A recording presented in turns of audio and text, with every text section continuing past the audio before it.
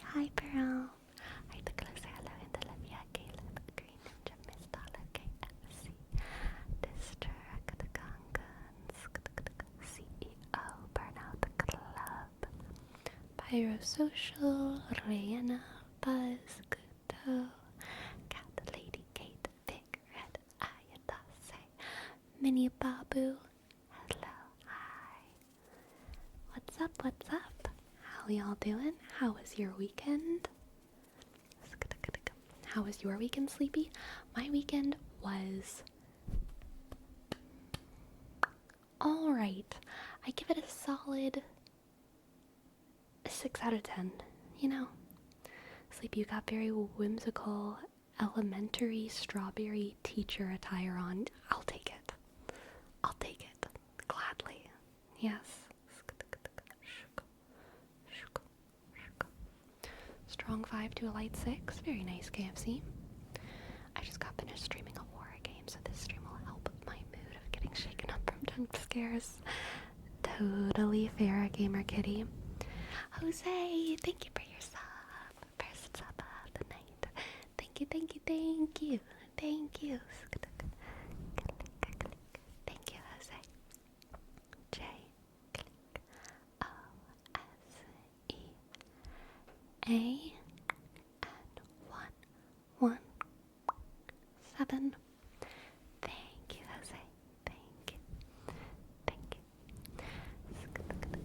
Sleepy, hearing you talk about 40k and Darktide has gotten me super into it, and now I'm starting to collect and paint my first army, the Necrons. That's so cool, Pyrosocial. I've never really consumed any 40k official content other than playing Darktide. I've watched lore videos, but obviously those aren't like official content. It's canon lore, but you know, it's not like made by the company or anything like that. So that's super cool, Pyrosocial. Good morning, 8 a.m. here in Asia. What are you guys up to? Oh, you know, we're just saying relax and Jerome, hello, welcome in.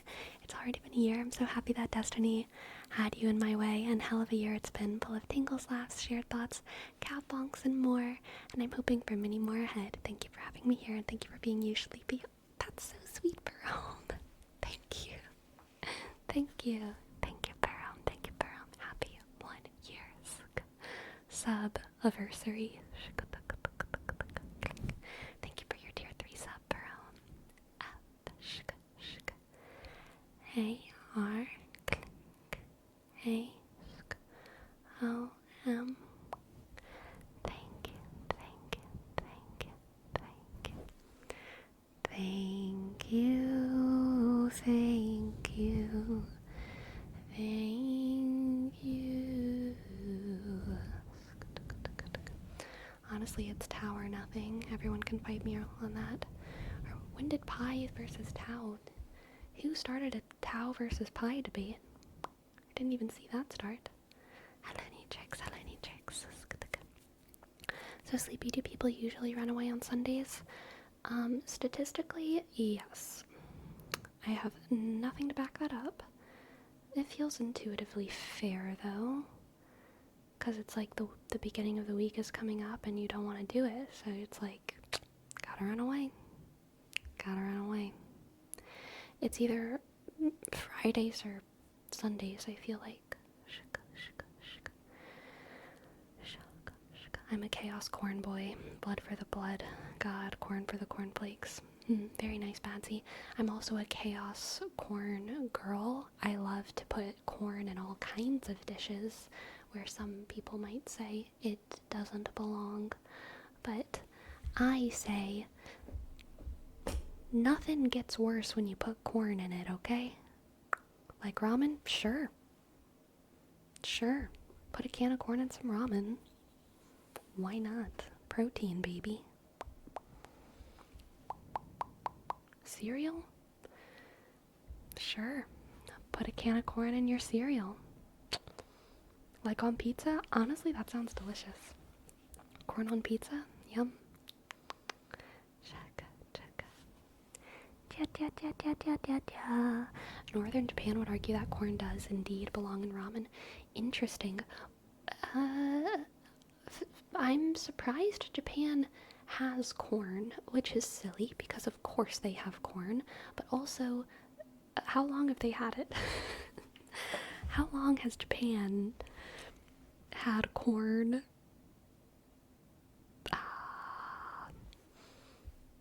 At least since 2020.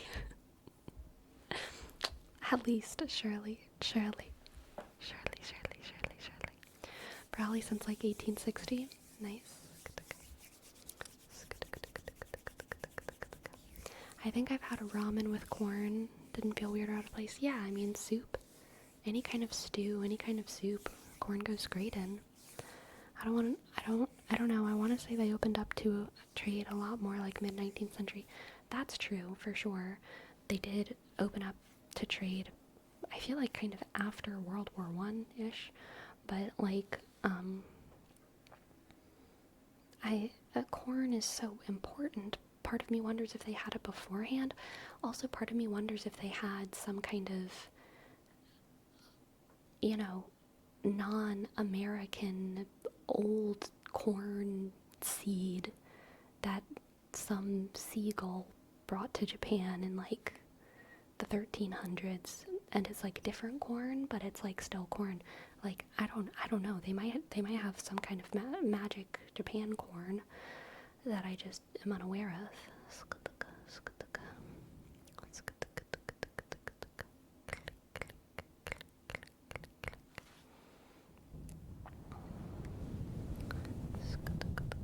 Maybe they had a corn yokai. Maybe. Corn was brought to Japan by the Portuguese.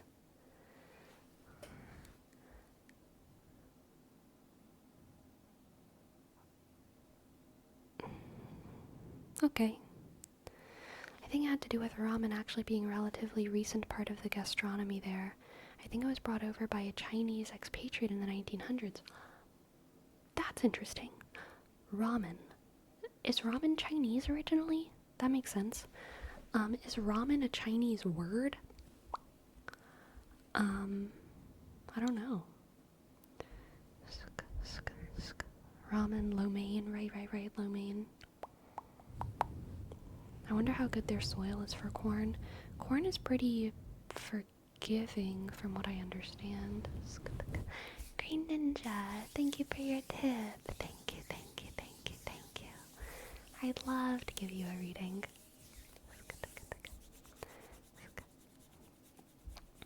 Sleepy, what is your favorite scientific species name? I don't think I have one. Salve Regina. That's all I got for you. Salve Regina. Hello, Justinian.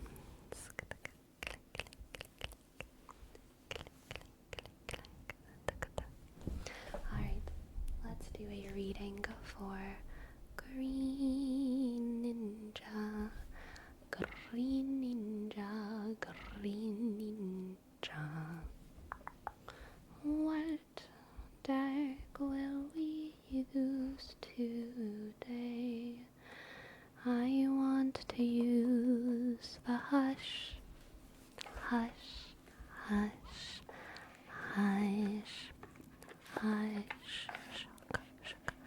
If you want to travel right now, where would it be?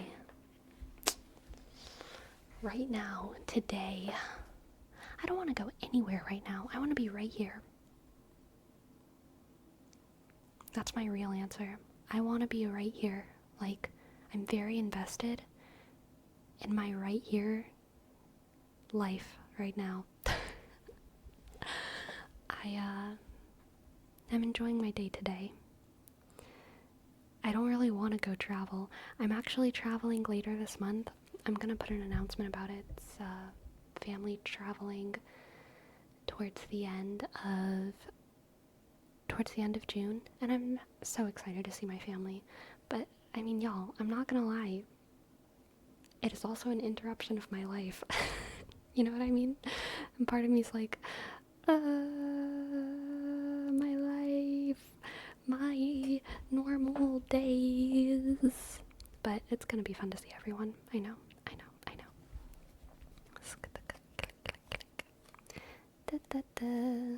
Take it as a routine breaker. That's the problem, Ferome. I don't want a routine breaker right now. I want my routine.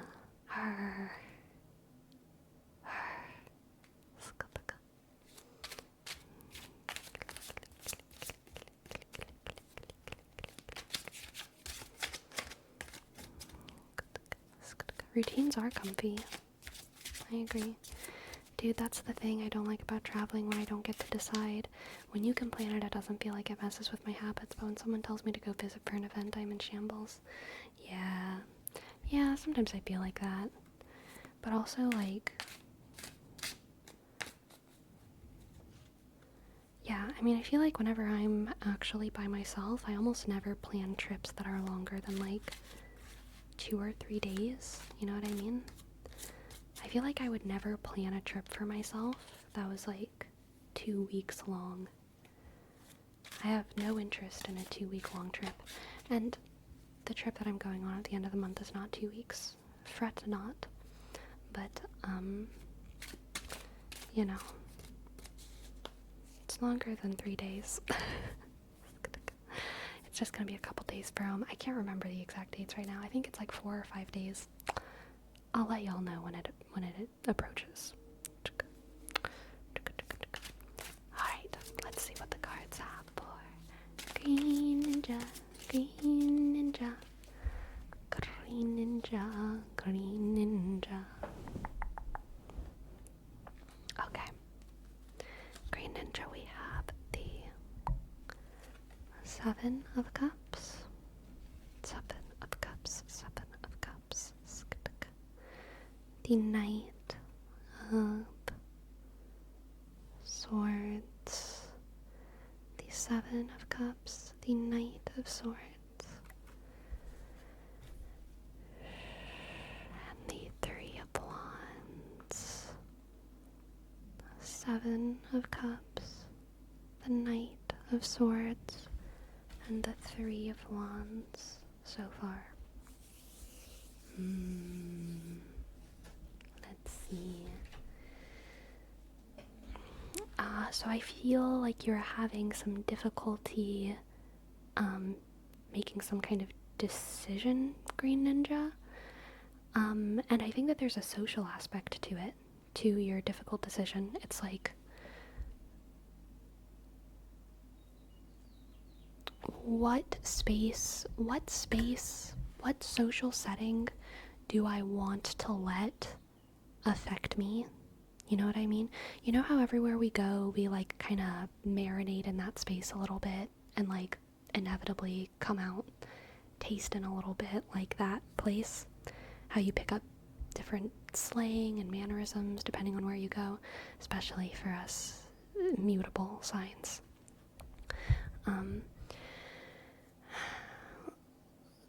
Well, yeah, I feel like Green Ninja, you have options when it comes to like what space you want to go into, and they're all positive in their own ways, but you're having to decide like kind of who do I want to let influence who I'll become in the next couple weeks, couple months.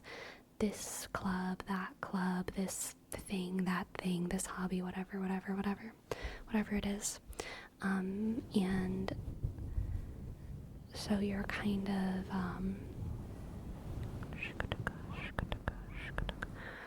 preemptively struggling with your identity. Sad to report, no gym today. Drank too much last night. I could go now or take a rest day. Sometimes you gotta take a little extra rest day, McJake. I think that's a-okay. It means you can go all the harder tomorrow. Alright, let's get some more cards for Green Ninja. Alright, Green Ninja, we have the Hermit, the Hermit, the Hermit, and the 9 of Wands. Interesting. Super interesting. So, Green Ninja, contrary to what I just said, this reading is letting you know that you're not going to be affected. You don't need to worry about it. You don't need to worry about who's going to influence you in whatever way. You don't need to worry about deciding who you're gonna let influence you. Also, it's hilarious that we got the Hermit again for you. You cannot escape this card. Yeah, I feel like you have a kind of impenetrable identity. If you look into human design, which I've brought up a couple of times before, it's one of the esoteric arts like astrology or tarot that I don't know very much about, but I know that it's kind of category system for people. Has like manifestors and projectors, and I think there's like 4 or 5 different like types of people, and I can't really remember what they all are, but I know that there's one type of person in that system who is generators. Yes, thank you, Danger Robinson. That's one of them. There's one of those types of people that is like impenetrable in identity, basically, and then there's other identities in that framework where they're like very easily influenced, or they're kind of like a mix. They do both. But one of those types of people is like very impenetrable. And I think that you are this type of person. As I've said before in your readings, the life that happens inside of your head is so much more kind of formative and influential and even real a lot of times to you than the life that happens in your external. Your journey on this earth is so much a journey of your mind, your spirit, your soul, than it is a journey of your body through space and even like relationships and stuff, you know? Not that your relationships aren't important, just that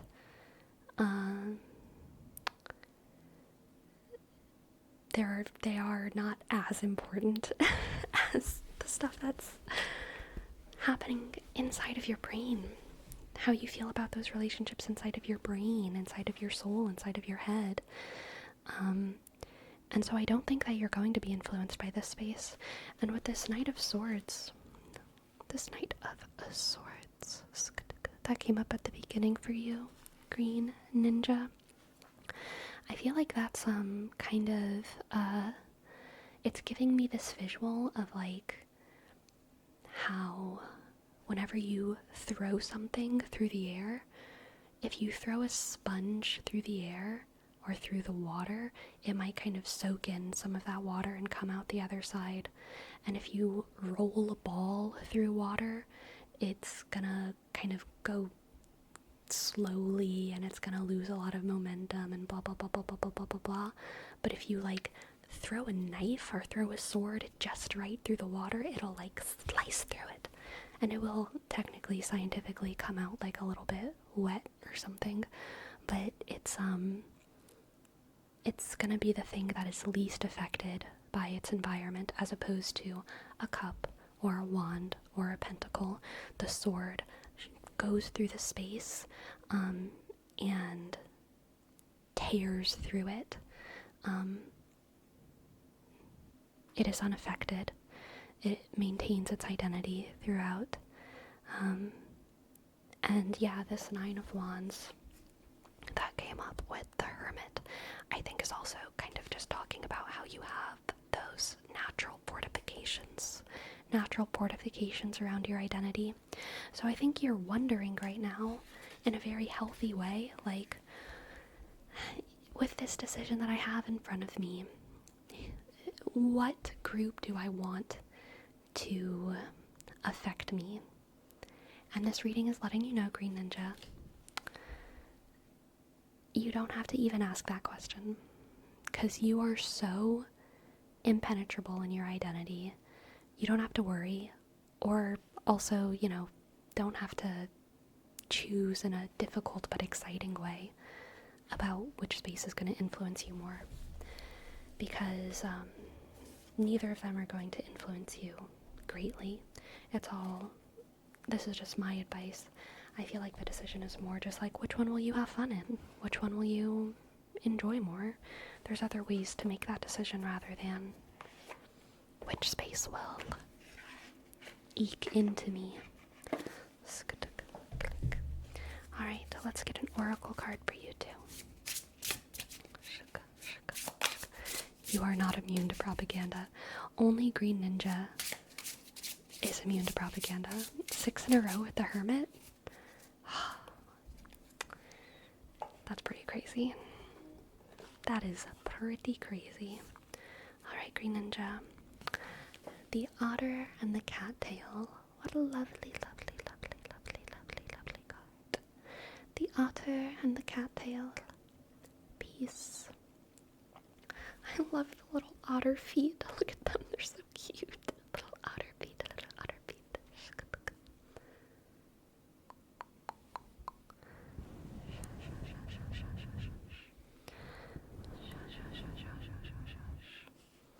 The otter and the cattail. Peace. Be at peace, Green Ninja. I think that you have, I think that your strength of identity is not based in, like, egoism or immaturity. I think that your strength of identity is based in truly knowing yourself and having a deep love and respect for yourself in, like, the real way that self-love means, you know? Like, I think you know how much value you have, and you know that you wouldn't rather be anyone else, and so you're gonna stay yourself, even with all of the parts of you that are flawed or messy or whatever. And that's really good.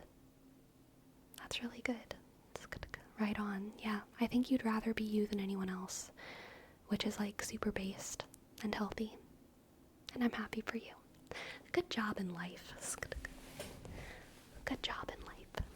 Thank you for letting me read for you. I hope that you enjoyed, and I hope that it resonated.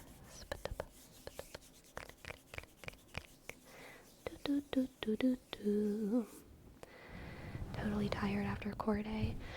Dude, McJake, I feel like core day, or not, I've never been able to do a whole day that's just core day, because I get too tired.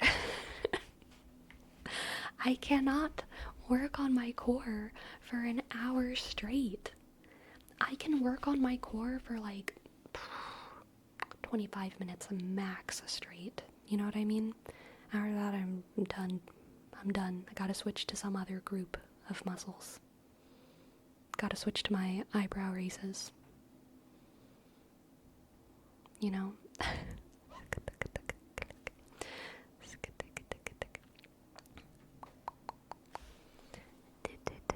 How does one begin to get into the gym lifestyle?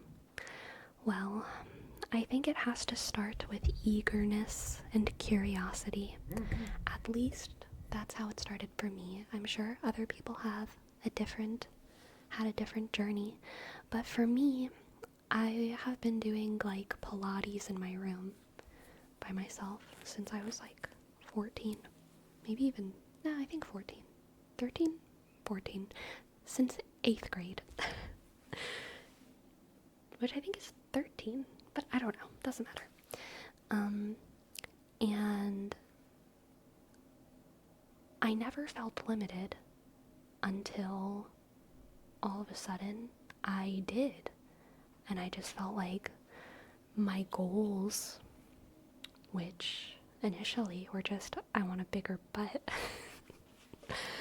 I was like, I feel like I need to do something different. I feel like I have a goal that calls for something different than this. And it was that eagerness that made me want to start lifting weights. And so I bought some weights, and then I still felt limited. And I stopped feeling like I could get a good enough workout with my 25 odd pounds of weights, you know? And I was kind of running out of exercises to do as well. I felt like I was being inefficient. And so it was that kind of like eagerness and curiosity that made me want to go to the gym. And of course, now, or not of course, but I mean, my goal isn't really to get a bigger butt. I'd be happy with a bigger butt. But now that I'm actually going to the gym, I just have so much fun, like doing everything, whether it's, glute oriented or not. I'm enjoying my progress. I'm enjoying, number go up. I'm enjoying feeling strong and like, I'm enjoying the schedule of it all too. Y'all know how I really like schedules and stuff. And I like getting up in the morning and going to the gym,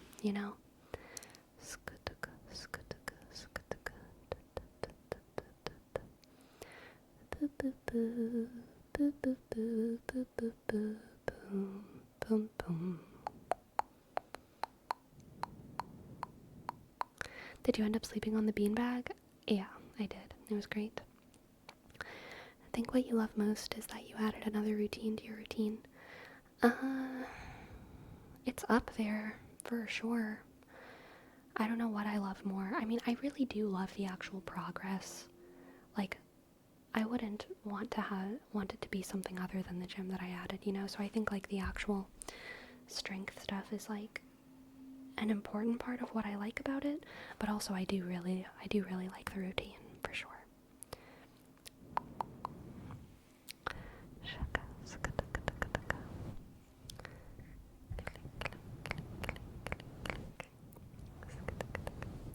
Damn, McJake, thank you.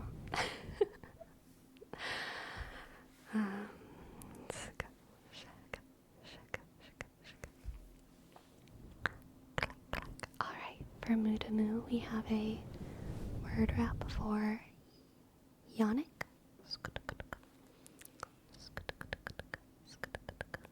Yannick. So your goal now is just feeling okay good with gym progress? Yeah, I mean, I think, I don't have any specific aesthetic goals right now. I know that. I don't have any specific aesthetic goals. But I do want to discover what my body looks like when I push it in these specific ways that I'm pushing it. You know what I mean? I want to discover what my body looks like whenever I push my body in these specific ways. So I'm excited to see myself change, but I'm not really aiming for any specific thing. I'm kind of curious to see how I'll turn out after a couple months, I'm curious and excited. Sleepy is falling into the bodybuilder rabbit hole. I don't think I am. Because I'm not doing any kind of bulking or cutting. I'm just trying to make sure to eat in a way that makes me recover efficiently and feel good. But I'm not like really bulking or cutting, and I don't want to bulk or cut because I don't want to micromanage my diet that way. So any changes that do happen in my body will probably happen over a very, very, very, very long period of time.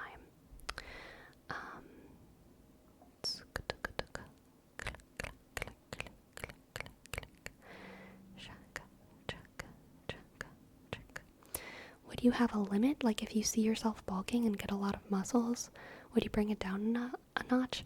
I highly doubt that would happen.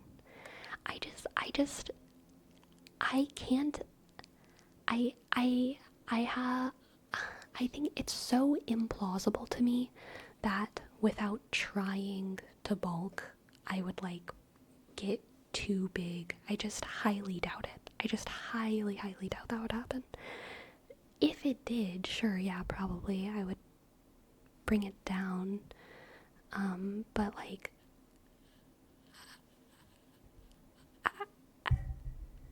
I just really don't think that would happen.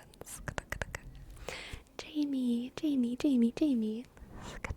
Jamie Dodger. Hello, welcome in. Thank you for your sub, for your big 12 months. Thank you, Jamie. J, click, U, suck. S, D, click, J, suck. A, M, click, I, dot. E, D, suck.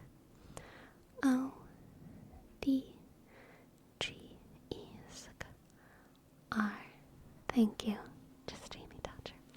And you reminded me, Jamie, that I think I missed a sub earlier while I was doing a tarot reading. Yes, Random Moose Brains. Hello. 12-month streak. Oh my gosh, it's the anniversary, isn't it, of when I came back to, like, streaming, isn't it? I think it was June 1st, maybe. No, it's at the end of the month? Oh, never mind. Cool. We'll celebrate later. June 27th. Okay. Good to know. Random Moose Brains.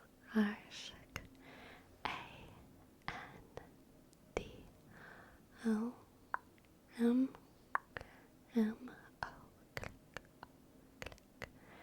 S, E, B, R, Sh, A, I, dot, N, S. Thank you. Random Moose Brains. Thank you so much for your sub. Clickety, clank. Clickety, clank. Now we just OGs of OGs. It's true. Y'all, can I just say, I am so delighted and flattered that so many of the people in my chat who have the little first founders badge are, like, still here. That is just, like, the most heartwarming thing. It's just the most heartwarming thing. Thank you.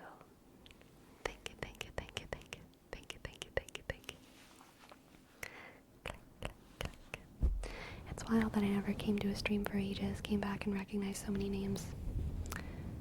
It's true, there's no escape. Focus.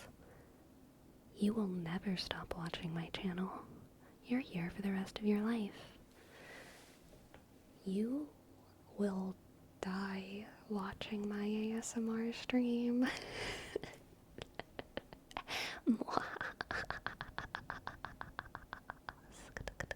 But, like, just as a joke. It's okay. It's just sarcasm. I wasn't being serious. I know you're gonna probably die watching some other ASMR artist. Whatever.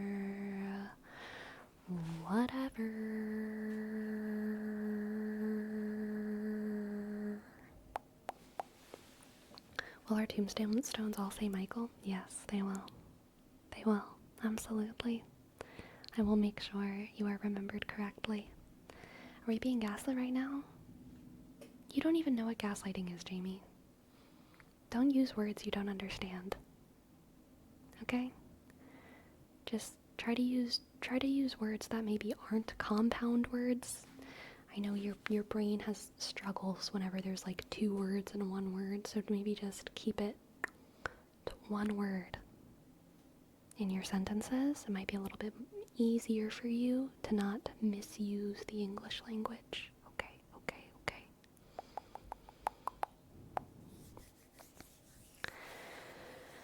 I'm gonna leave it in my will that during my funeral they need to say, "Girl, unglues your face," during the open casket. Oh my goodness. Very good. Hey Sleepy, is Cat Warriors any good? I'm trying to recommend a young fantasy novel to my date. Ooh, gosh. For young kids, I would absolutely recommend it. Especially if they like cats. But I would not recommend it before Percy Jackson. Or, some other things. Percy Jackson is the best, though.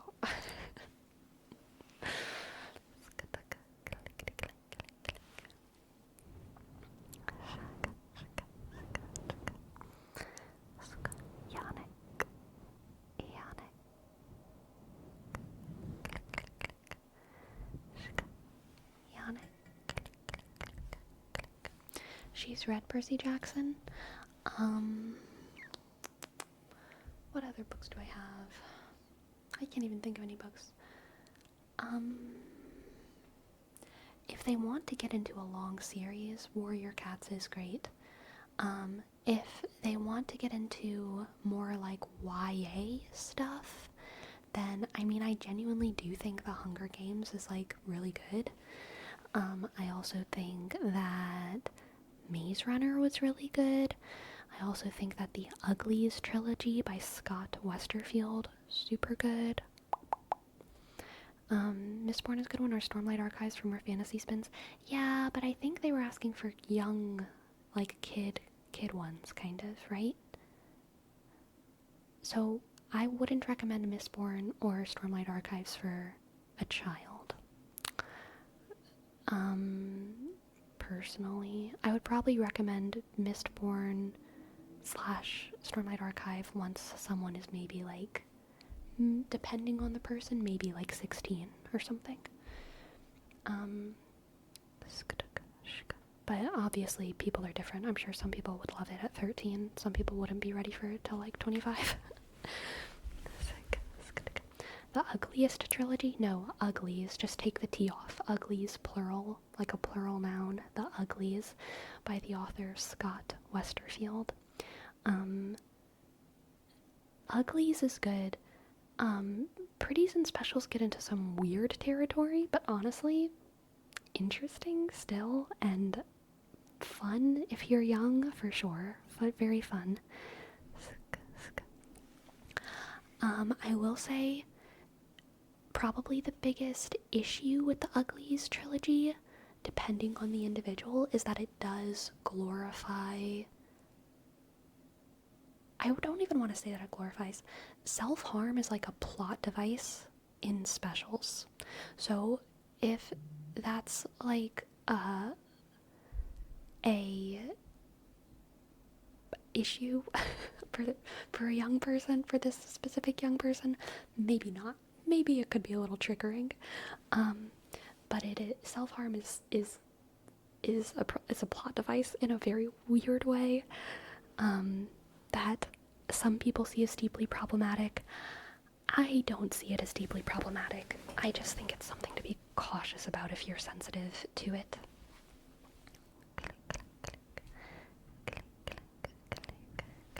And for Neatrix, we have a word rapport.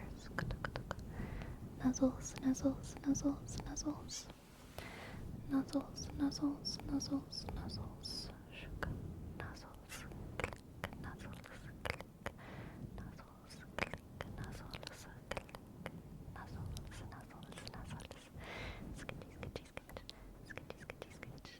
Green Ninja! Thank you for giving us that. Thank you, Green Ninja. Thank you, Green Ninja. G R E E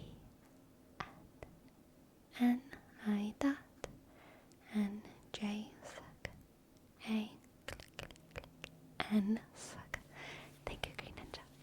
You know, Vidge, there's another book series, super underrated, called Pendragon. I think it's 8 books, and that's very fun. I would say middle grade. I think I read it mostly in 7th and 8th grade, and I had a great time with it. Pendragon. It's about a world hopper. It's a sci-fi male protagonist. Yes, Pendragon, spelled exactly like the wizard, but it has nothing to do with that at all. Hilariously. Nuzzles, nuzzles, nuzzles. Nuzzles, nuzzles, nuzzles, nuzzles, nuzzles. Nuzzles, nuzzles, nuzzles, nuzzles, nuzzles, nuzzles, nuzzles, nuzzles. Nuzzles, nuzzles, nuzzles, nuzzles, nuzzles.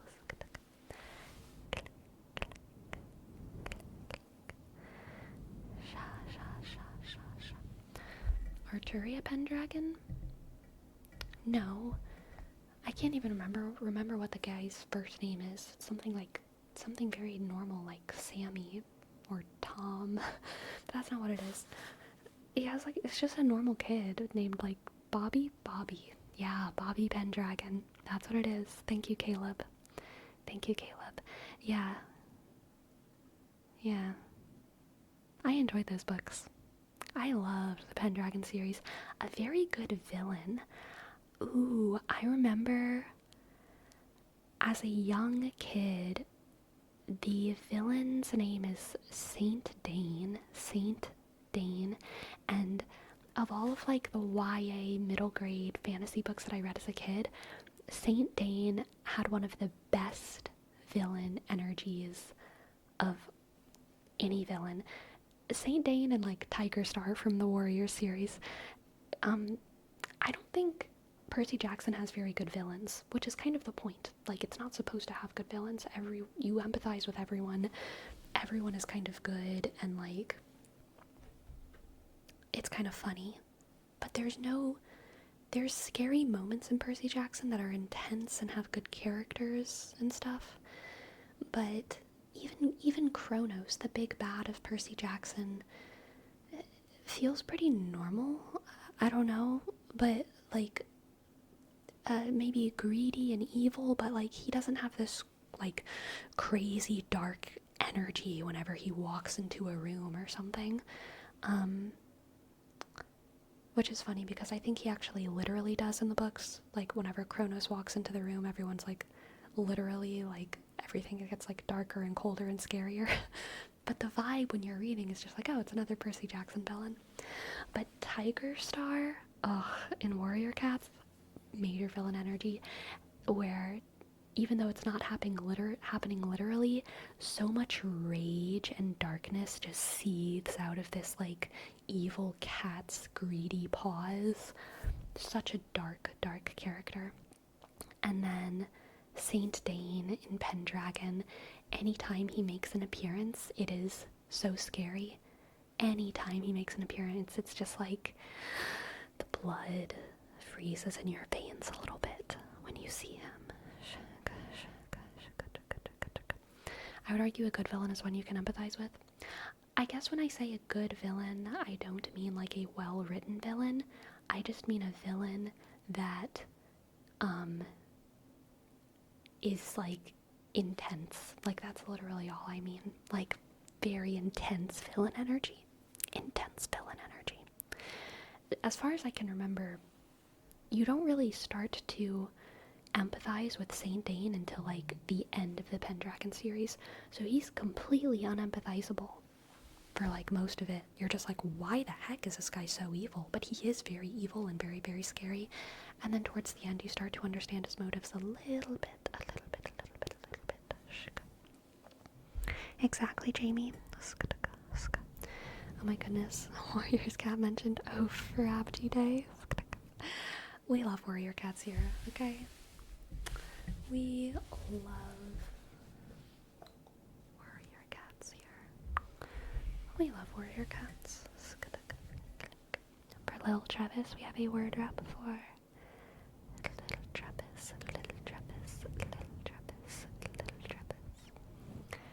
little Travis.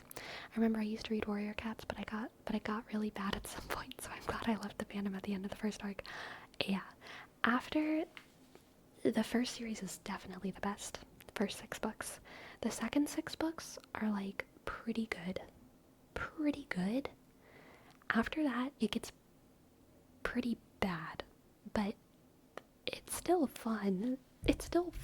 But it's pretty bad.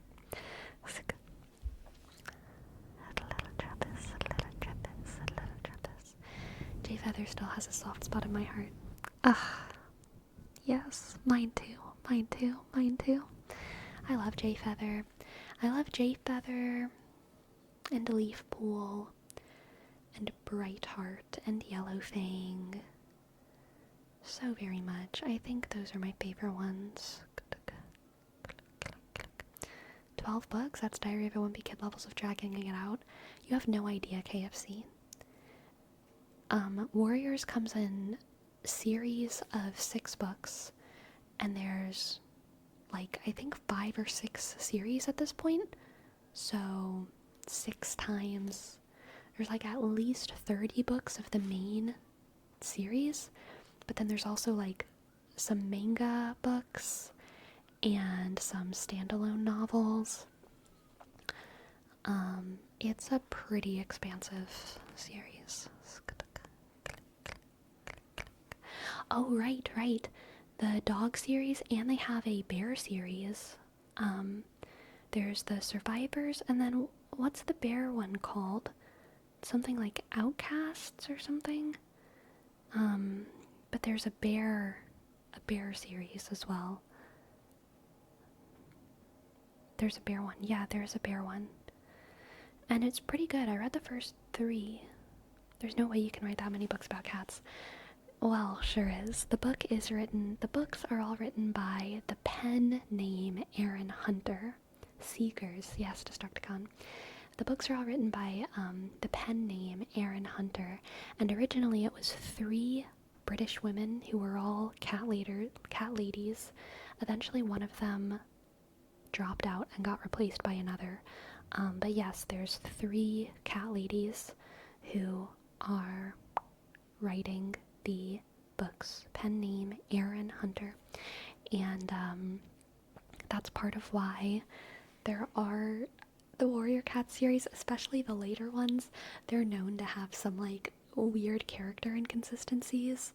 You can look up like mess ups, like characters who just completely disappeared, or like eye colors that change, or silly things that happen.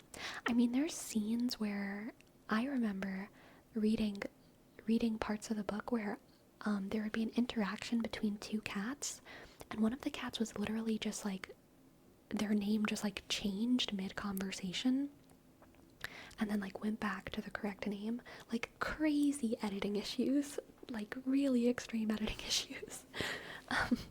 Which is part of their charm. Little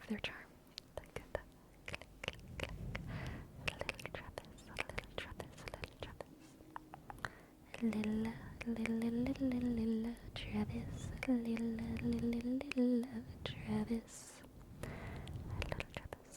Plot holes in your story? Just pretend you're emulating James Joyce and being avant-garde. Yes, of course.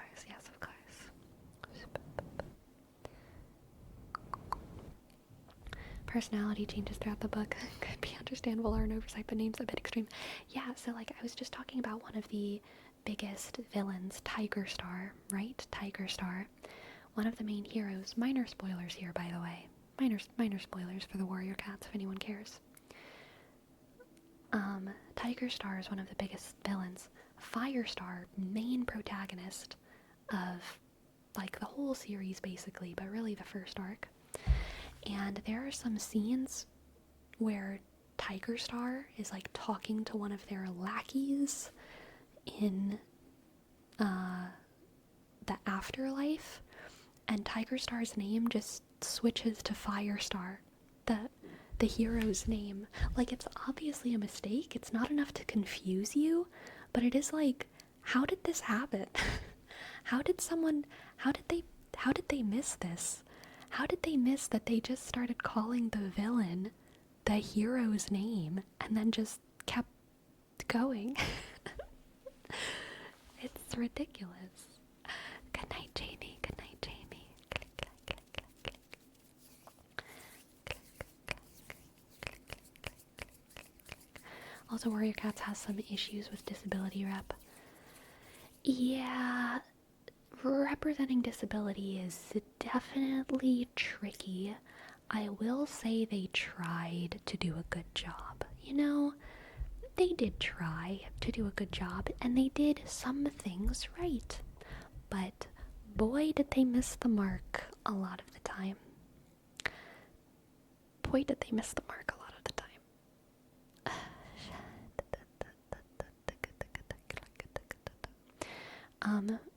Brightheart is one of my favorite characters of the Warriorcats series, undoubtedly. Forced inclusion? No. I would say pretty authentic inclusion. It was more just like sometimes maybe using disability as a plot device or mistreating the disabled characters in like repetitively throughout the books in ways that was just like, can they get a break, please? Or yeah, there was just like some weird treatment of it, but no, definitely not forced, because it was like it was just like cat war, where sometimes a cat would be blinded or mauled or whatever, and it was kind of the treatment of the disability after the fact that would be a little bit messy. Yes, we did Destructicon. We did.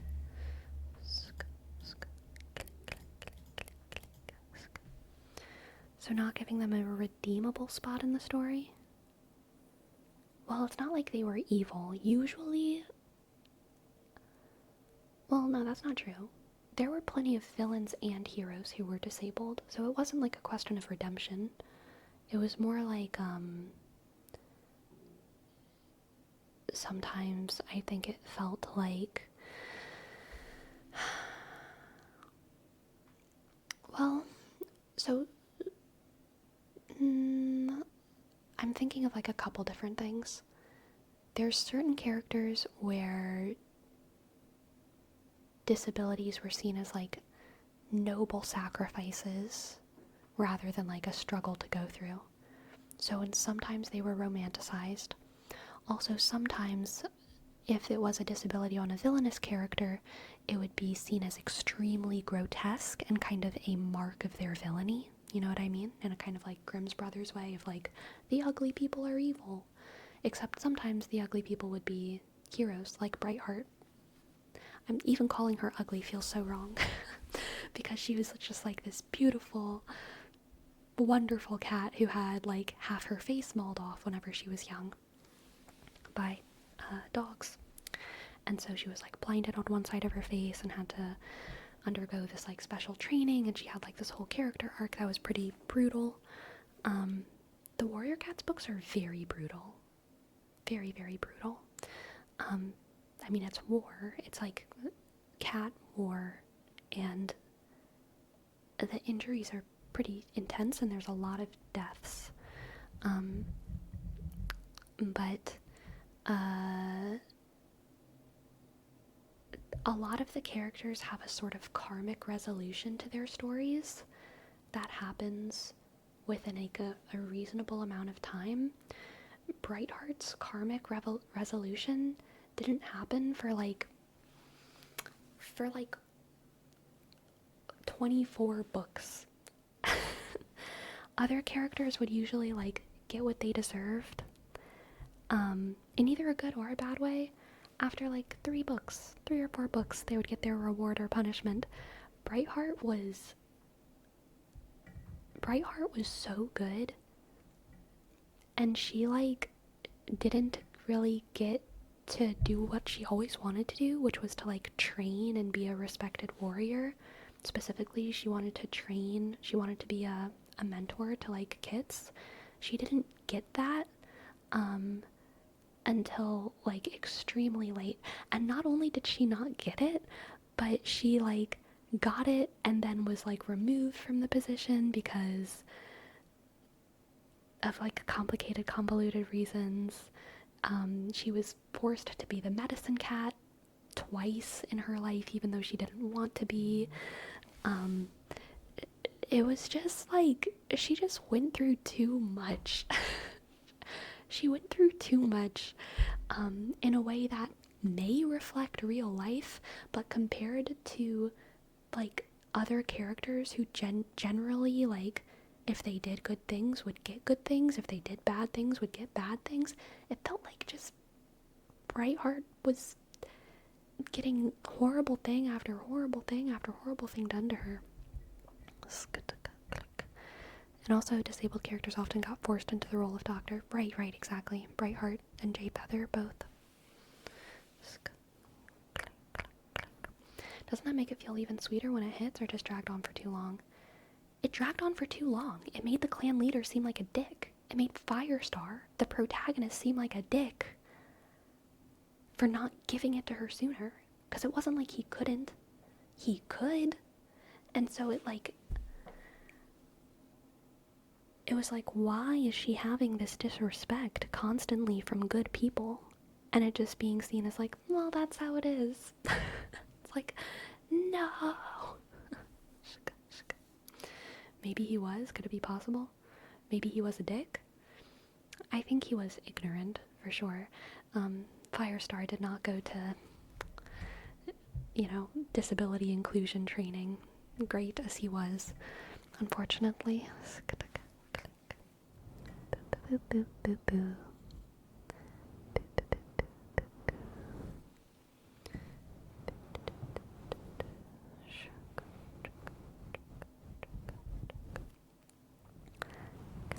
Alright, we have a word rep for Harvey, Harvey, Harvey, Harvey, Harvey, Harvey, Harvey, Harvey, Harvey, Harvey, Harvey, Harvey. What I will say though is that depending on your point of view on stories and how they should be told and all of that, I think the clans of the cats is kind of meant to reflect tribal societies and hunter-gatherer societies, and I think that the treatment of disabled people, obviously we have no idea how, we do in some cases, but I think that Aaron Hunter were doing their best in a messy way to replicate what they thought of as the harsh realities of tribal warfare and life as an animal and disability when you're an animal, which is very different from disability when you're a human. Our brains are so big, we don't need our hands that much. That's not true. Obviously we need our hands, but also there's so many more things that we can do with our life than hit people and scratch people. And I think the idea that whenever a cat's body is injured, being much, much more kind of soul-crushing than it is with a human, because we have so much hope and so much place in other parts of the world and parts of our identity. Yeah, I think that they were kind of trying to have that be part of the narrative. That a cat's body is somehow more tied to their soul than a human body, which isn't something that I necessarily agree with. I think it's a perspective that you can have. But yeah, I don't think that Aaron Hunter, the authors, really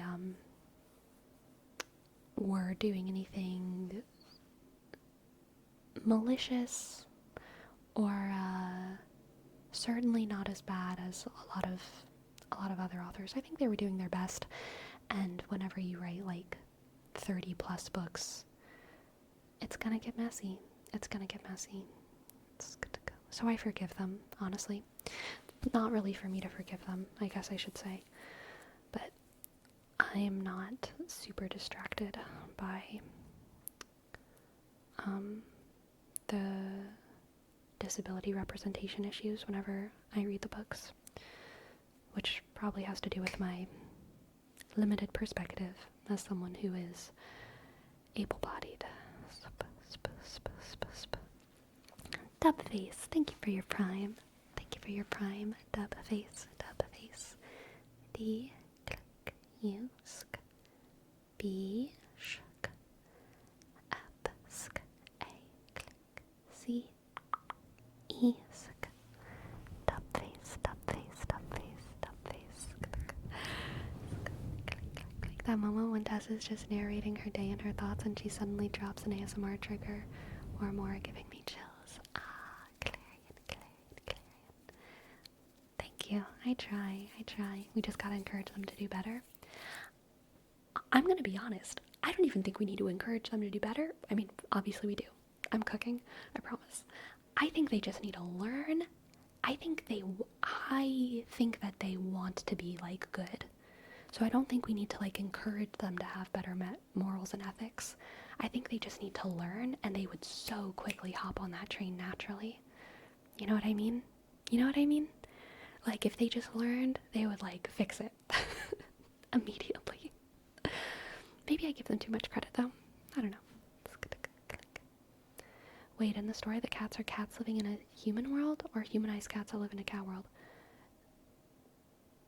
It's cats living in cats living in the human world, in the forest. There are humans in the city, but the story is about the cats in the forest. Wild cats in the forest.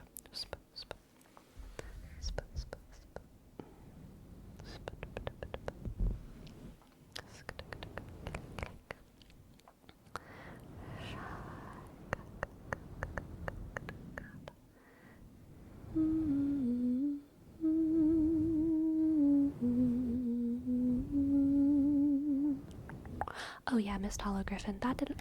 As far as I remember, that wasn't what was happening in the books. Either.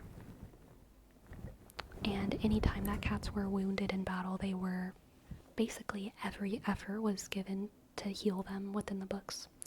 So, the issues with disability in the books were not that they were just like mercy killing disabled people or something. That was not happening. It was, yeah, no, not that at all.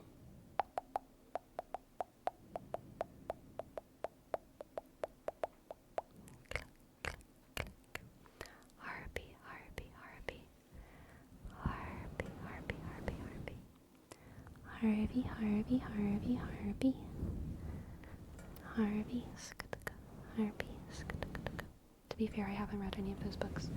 Yeah, no, they didn't like mistreat disabled people they didn't mistreat disabled cats in the clans. They mistreated disabled cats in the plot. Does that make sense? Anytime a cat would like get gravely injured or like something would happen, they would usually be like immediately sent to the medicine cat, who would do everything in their power they could possibly do for them. Medicine cats also kind of had a four-way truce across the clans where they would share resources, even for enemies, because no one wanted cats to lose lives. And once the cat was better, I mean, socially they were like loved and protected and like they were respected by the other cats, but not always respected by the plot, it seemed like, if that makes sense.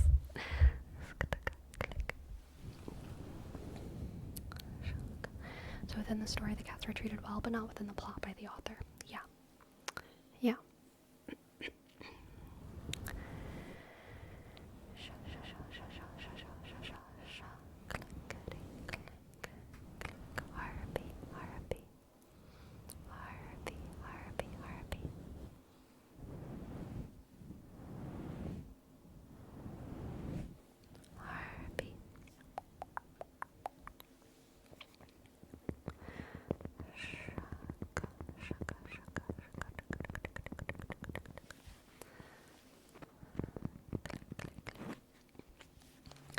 Yeah, Iadase, I think that's right. The cats weren't written to hate disabled characters. The plot just mistreats disabled characters and misrepresents them as weak. I think, like, maybe a bigger issue as well is that, like, generally, if a cat has a disability, it's, like, their entire identity. Because, like, in a very literal way, if you come from a warrior clan and your role in life is to fight, it makes sense that if you're blind on one half of your face or on both halves of your face, you would be a lesser warrior. So sure, you might be like literally a weaker warrior, but like the bigger issue is that like it literally becomes their entire identity, their entire character arc is is like their disability. And then within that arc, like there's like weird disrespect from the plot. I mean, literally, so, oh gosh, I'm gonna talk more about Brightheart because it's so sad. And this is disrespect from the authors. Whew. And it's, in a way, it was like dramatic, but oh my god, it's so sad. So Brightheart gets mauled whenever she's a teenager, basically. They're called like apprentices. She's a little girl.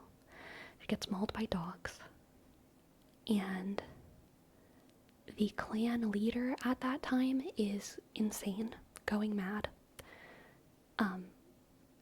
And that's also an important plot point, is like, oh no, the leader is losing their mind.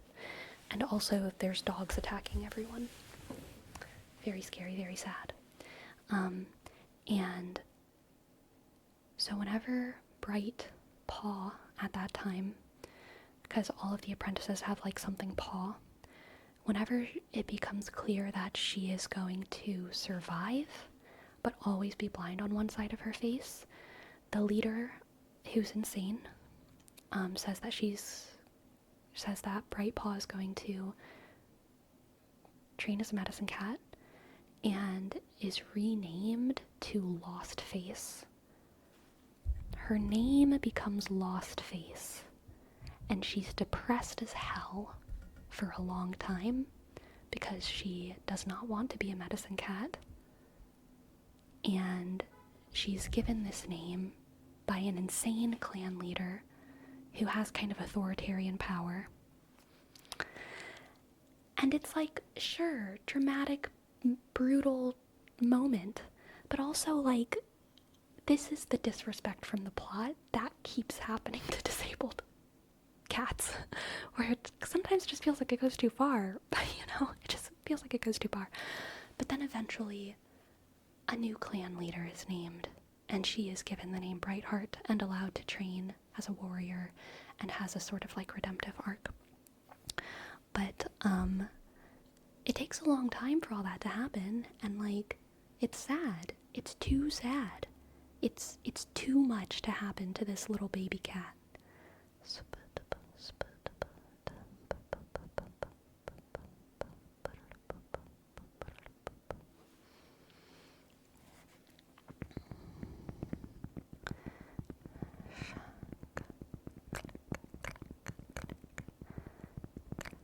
Was that leader portrayed as a villain? That leader was portrayed as a very tragic villain. They started out the book as a hero, but they lost their mind and became evil for a period because they were like just absolutely insane. But then they did have like a kind of deathbed redemption where like they saw sense and like apologized and all of that.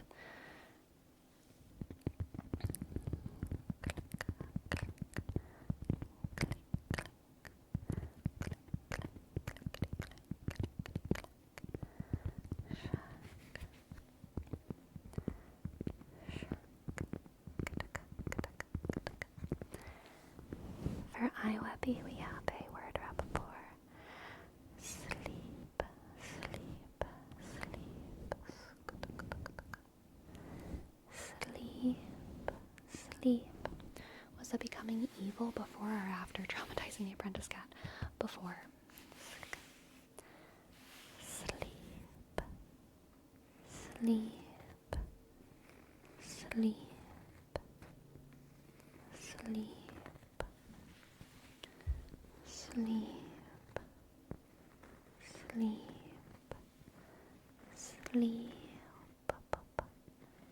sleep, sleep, sleepy, sleep.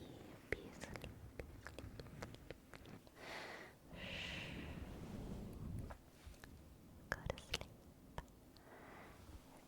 Go to sleep.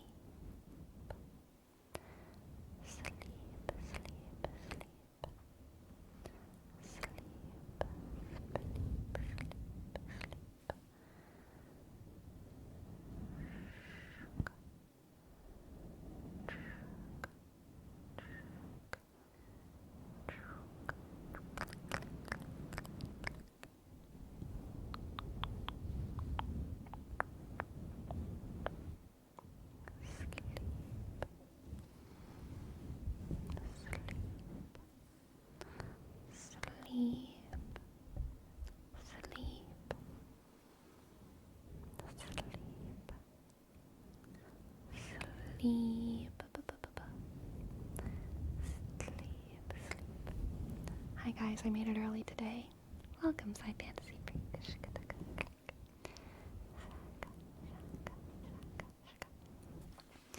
Yeah, for in isolation, it wouldn't be as bad of a story arc. But because things like that happen so often throughout the books, it starts to feel like they are like, milking disabilities for all they're worth every single time, in a way that feels a little bit gratuitous and doesn't feel good. And it's like it's a pattern. It's the pattern of behavior that's the problem. But again, I don't necessarily even think that Aaron Hunter has like a bad moral or ethical point of view on disability.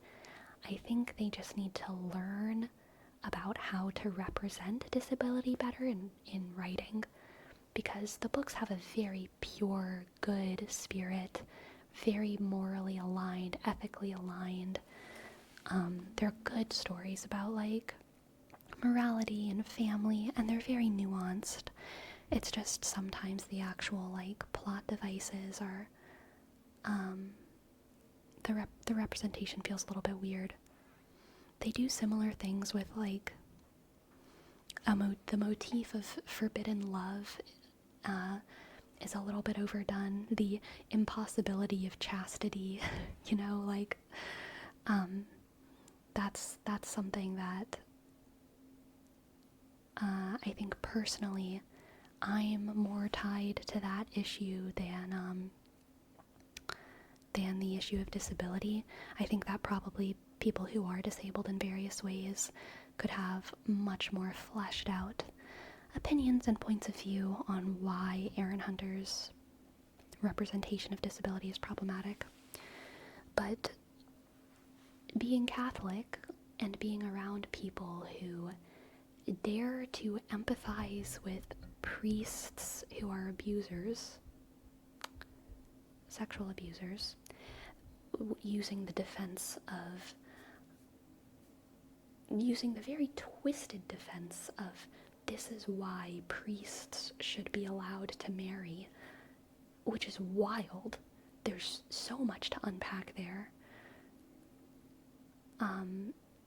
Because it implies this weird biological thing of like, if you make a vow of chastity, you're never gonna keep it, and you're gonna end up abusing a child, which is ridiculous. Like, none of those things are connected.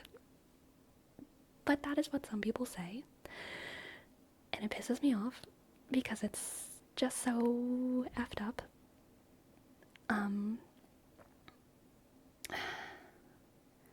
There's also, like, this repeated plot motif, similar in Warriorcats, where the medicine cats are supposed to not mate and have kids, and continuously the medicine cats do throughout the stories have illicit affairs, and I really don't like the idea that no matter what, you just can't help but end up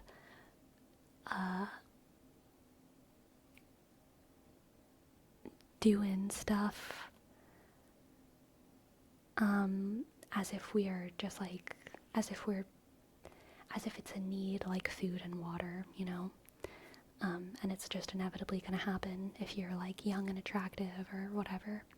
I think that there are so many people who are successfully chaste in life who've made vows to be that way. It's clearly very possible. It clearly can lead to a beautiful and fulfilling life.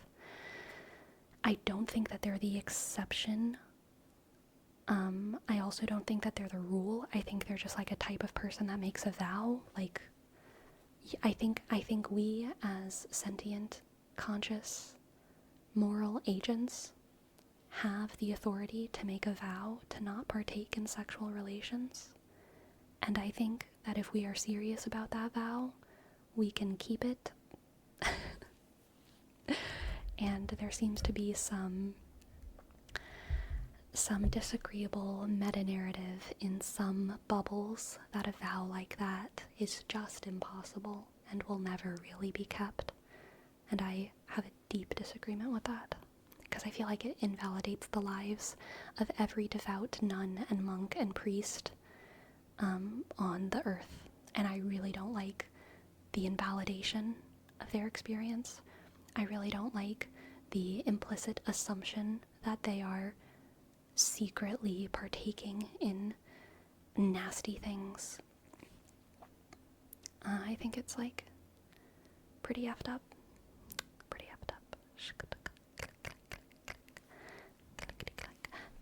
Thank you for reminding me, Destructicon. 02 also, thank you for your sub. 02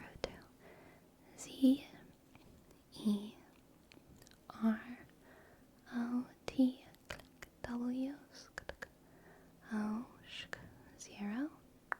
0 2 1 5 6 4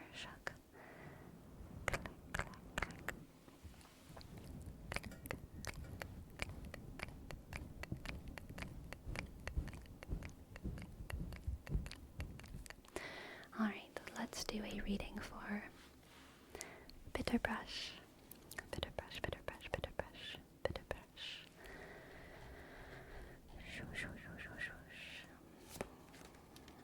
Okay.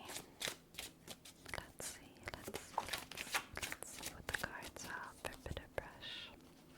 We have a jumper fell on my lap. The Nine of Swords. The Nine of Swords. The Page of Cups. The Nine of Swords, the Page of Cups, and the Ace of Swords. Very interesting progression. Alright, Bitterbrush, things are about to turn around for you.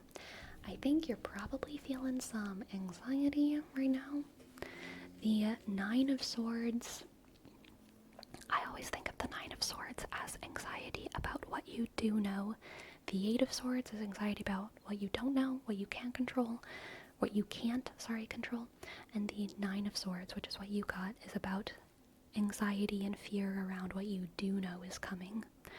What maybe was in your control, or you feel like you should be in control of it because you know it and it's coming and you're scared. That is the Nine of Swords. And seeing it paired with the Page of Cups and the Ace of Swords means very clearly you're gonna get some good news, and it's just gonna change the tune, okay? You're gonna get some good news, and it's just gonna change the tune. The Page of Swords is one of the most clear good news is coming cards. And the Ace of Swords, I think, is basically saying that you are going to get out of that frozen, scared energy, and all of a sudden, because of this good news, have exactly the clarity that you need to move ahead bravely, happily, bravely and happily and confidently, okay? Bravely, happy, and confident. Let's get an oracle card for you as well. Oracle card.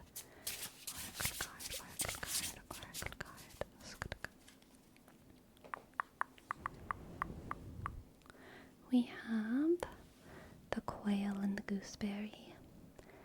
Anticipation.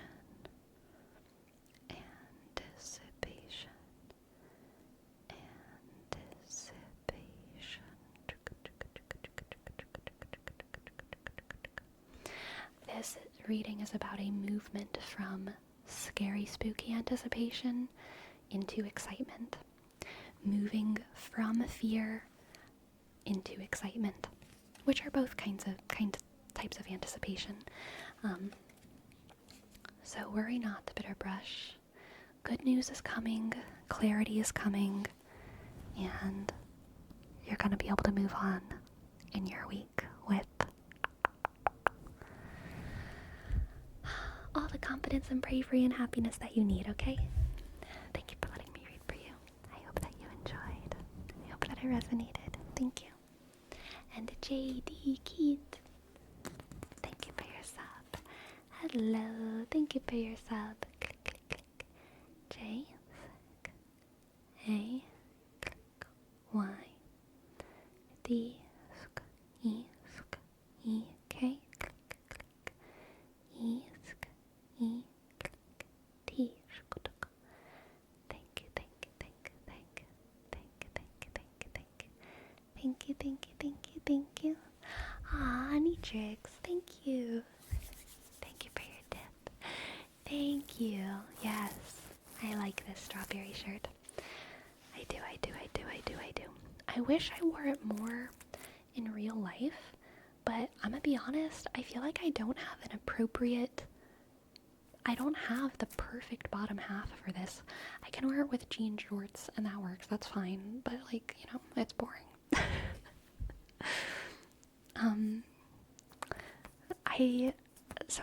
I basically only wear it for YouTube and Twitch, but I do like this shirt.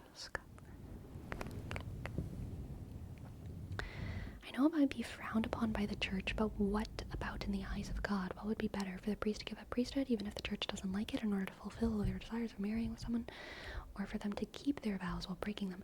Oh, no, definitely priests, if they don't, no one's trapping anyone. If someone doesn't want to be a priest, they should stop being a priest.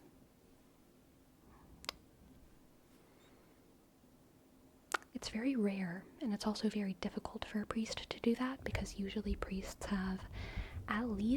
Catholic priests have at least 8 years of formal education. It's like becoming a doctor. Every priest has like a doctorate degree, basically, because they do 4 years of an undergrad, and then they do 4 years of seminary. And they kind of pour their whole life into this, so it's really, really hard for them to not be a priest anymore. That's why a lot of people who do stop becoming priests decide to be a preacher of another religion, or do some kind of other like religiously related profession, because it's what they're trained for. So it's definitely really hard for the priest as an individual to like give up the priesthood, but I don't even think it's frowned upon by the church for Rome. I think it's frowned upon by parishioners, frowned upon by people who like the priest and want them to keep being a priest. But the church itself says, if you're a priest and you don't want to be a priest anymore, please stop. Now, also, the church does teach that if you are a priest and you get a crush, the priestly thing to do is to not act on it and just go on with your life and don't engage with that person in that kind of way. But if you don't want to be a priest, then don't be a priest, If you want to be a priest, don't act on your crushes. The church doesn't believe that priests and monks and nuns don't have crushes. We do have desire, but desire doesn't come with action for humans. Even with food, there are people who starve themselves to death who are humans. I don't think that, I know, it's not even an opinion. I know that humans don't need sex in the same way that we need food and water and sleep, because so many people have never had it and they are fine. But even in the case of food and water, I don't think sleep, but even in the case of food and water, part of what makes us human is our incredible proclivity towards like willpower. I don't think proclivity is the right word there. Whatever. Our incredible ability to just have a ton of willpower to resist the things that might be easier because of our long-term goals and our long-term desires. Self-control, sure. So yeah, I mean, the church doesn't believe that like all priests and monks and nuns and whoever are asexual. Some of them surely are. Some of them, that may have been part of their indication for why they should pursue that life. But also, the church acknowledges, like, yeah, of course these people might have romantic attraction, oftentimes to each other, between like priests and nuns and nuns and nuns and monks.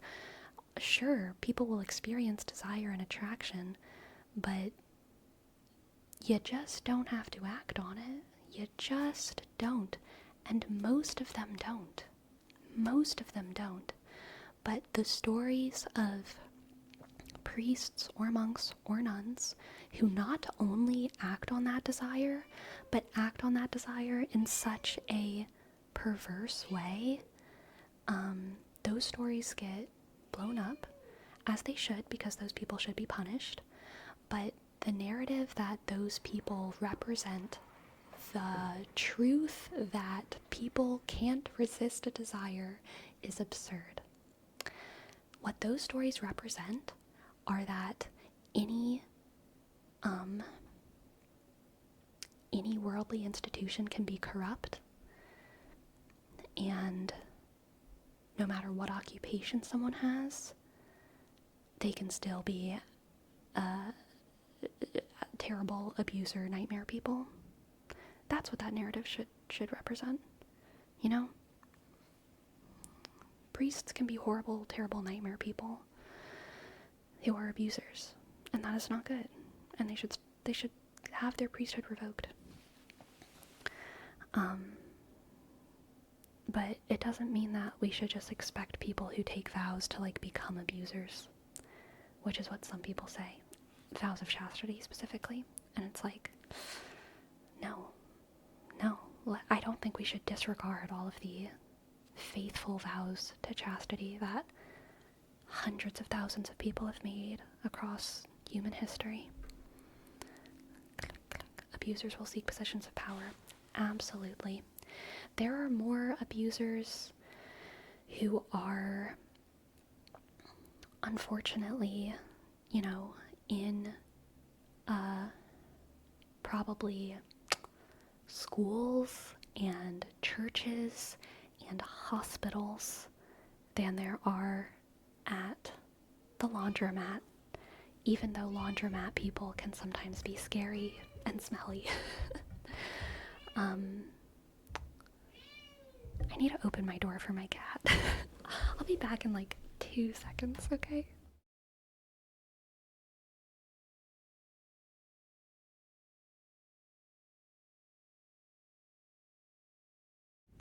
Okay, we're back.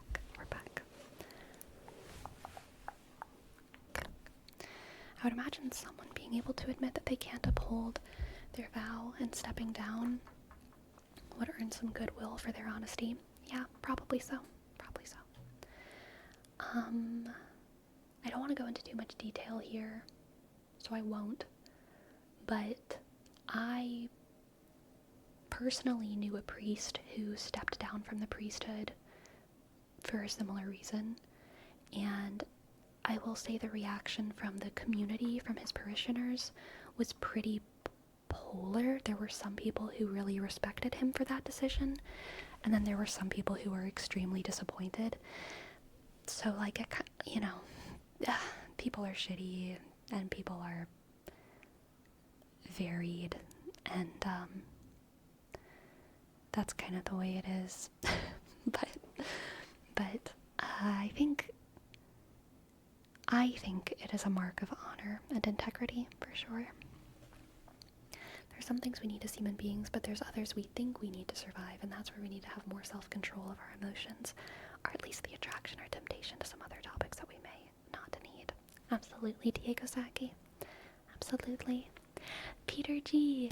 and Set of Words. Thank you both for your subs. Thank you. Hello. Thank you. Peter G. This might creak. Oh, there we go. Click, Peter G. P. Click.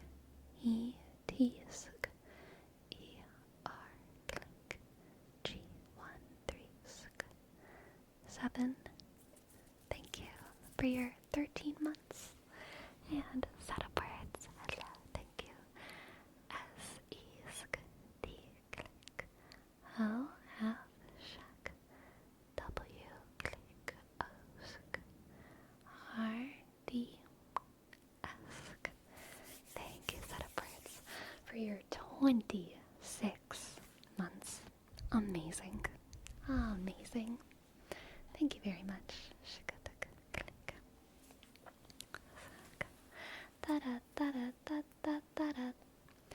I have a cousin that months before fully becoming a priest, he gave it up and started dating one of his old friends and married her. I remember that people in my family always made it sound like it was something to be disappointed of, but I always thought it was the other way around. Like, he was brave enough to leave it all because he understood his weakness, and that if he thought that he would be able to hold it, the best he could have done was that, giving it up. In a way, I was proud of him. I agree with you, Jerome, mostly, but I do take issue with the word weakness. I think marrying and being called to the married life is a magnificent strength, and it is just as, like, beautiful of a vocation and strong as a vocation, right, as the holy life. Yeah, that's why the quotes. Got it. Yeah, I think that recognizing that you are made for marriage rather than chastity is recognizing one of your own strengths. And the fact that other people don't recognize that strength is a weakness of theirs. Okay?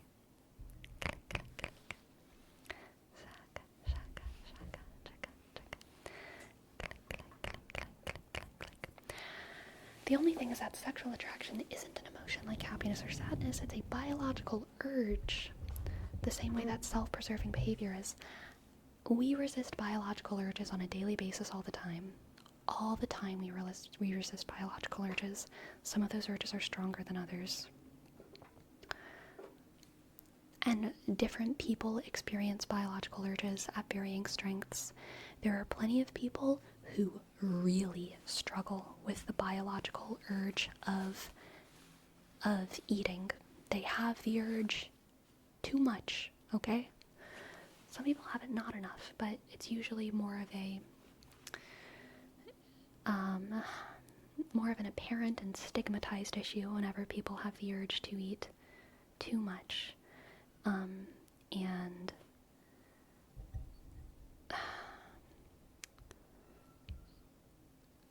even though we have empathy for people who have that problem, and I'm only talking about extreme cases here, just to be clear. Even though we have empathy for people, clearly part of the solution is like helping these people find ways to manage that biological urge, right? To manage that biological urge, because it's rooted in the same self-preserving lizard brain stuff. So for some people, that urge is much stronger than the urge of sexual attraction. Yeah. We are all having to resist biological urges constantly. Sometimes it's manners, you know, just like don't like burp while you're giving the speech about when you're like giving your sales pitch for like toothpaste or something. It'd be a bad time to like burp. So control yourself. And in most cases you can.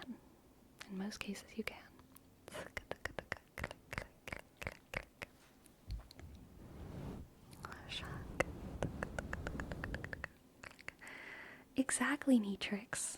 These are urges that no one should ever act on.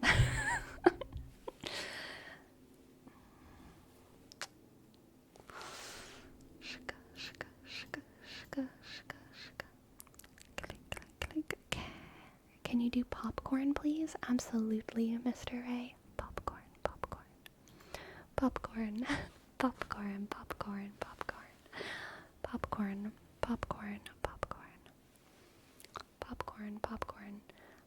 Popcorn, popcorn, pop, pop, pop, pop, popcorn, popcorn, popcorn. You know, I think, like, making popcorn is actually much more fun than eating popcorn. I hate eating popcorn. I hate it. I have textural issues with popcorn. It tastes like nothing unless you put a bunch of shit on it. And it makes me feel like I'm choking whenever I eat it. I don't know why. It's the way it sits on my palate and my tongue and my teeth that makes me feel like I'm choking constantly. So I don't like popcorn. But watching popcorn pop, oh my god. Yes, yes, yes, yes, yes, yes, yes, yes, yes, yes, yes. Would you say that it would be somewhat like resisting the urge of an addiction? Like if a smoker tries to leave it, they're going to have a biological urge because of nicotine withdrawal. Could be hard, but still possible. Only if you're a sex addict, for Rome, which most people and most priests are definitely not. So I would say no, it is not like resisting the urge of an addiction. I would say it's more like resisting the urge of... I don't know. I don't know if you could compare it to something, actually. I think it's its own thing. I don't think there's an equivalent. I don't think there's an equivalent. But no, I don't think it's like addiction.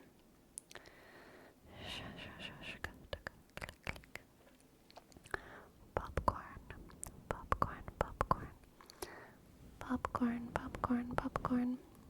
I agree with what you're saying, just wanted to make a separation. Yeah. I am glad that you made the distinction. I didn't mean to, like, sound debate broy at you. I was trying to sound debate sissy with you. You know what I mean? I thank you for encouraging me to clarify further. Thank you. I know that some people associate sex with emotion. I'm sorry if it made it seem like I was assuming your position or anything. Not at all. Not at all. Debate sissy. Yeah. Not that kind of sissy. Just like a sister, like a sister, you know.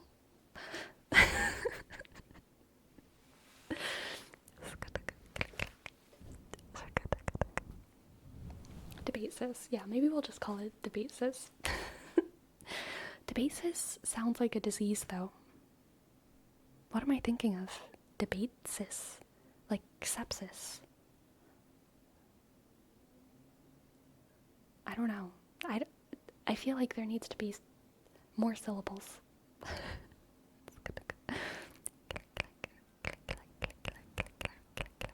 Diabetes. Maybe. Debate sis, diabetes. Maybe. I can't go into work. I got debate sis. The girl was talking to me about biological urges. Debate sibling. Yeah.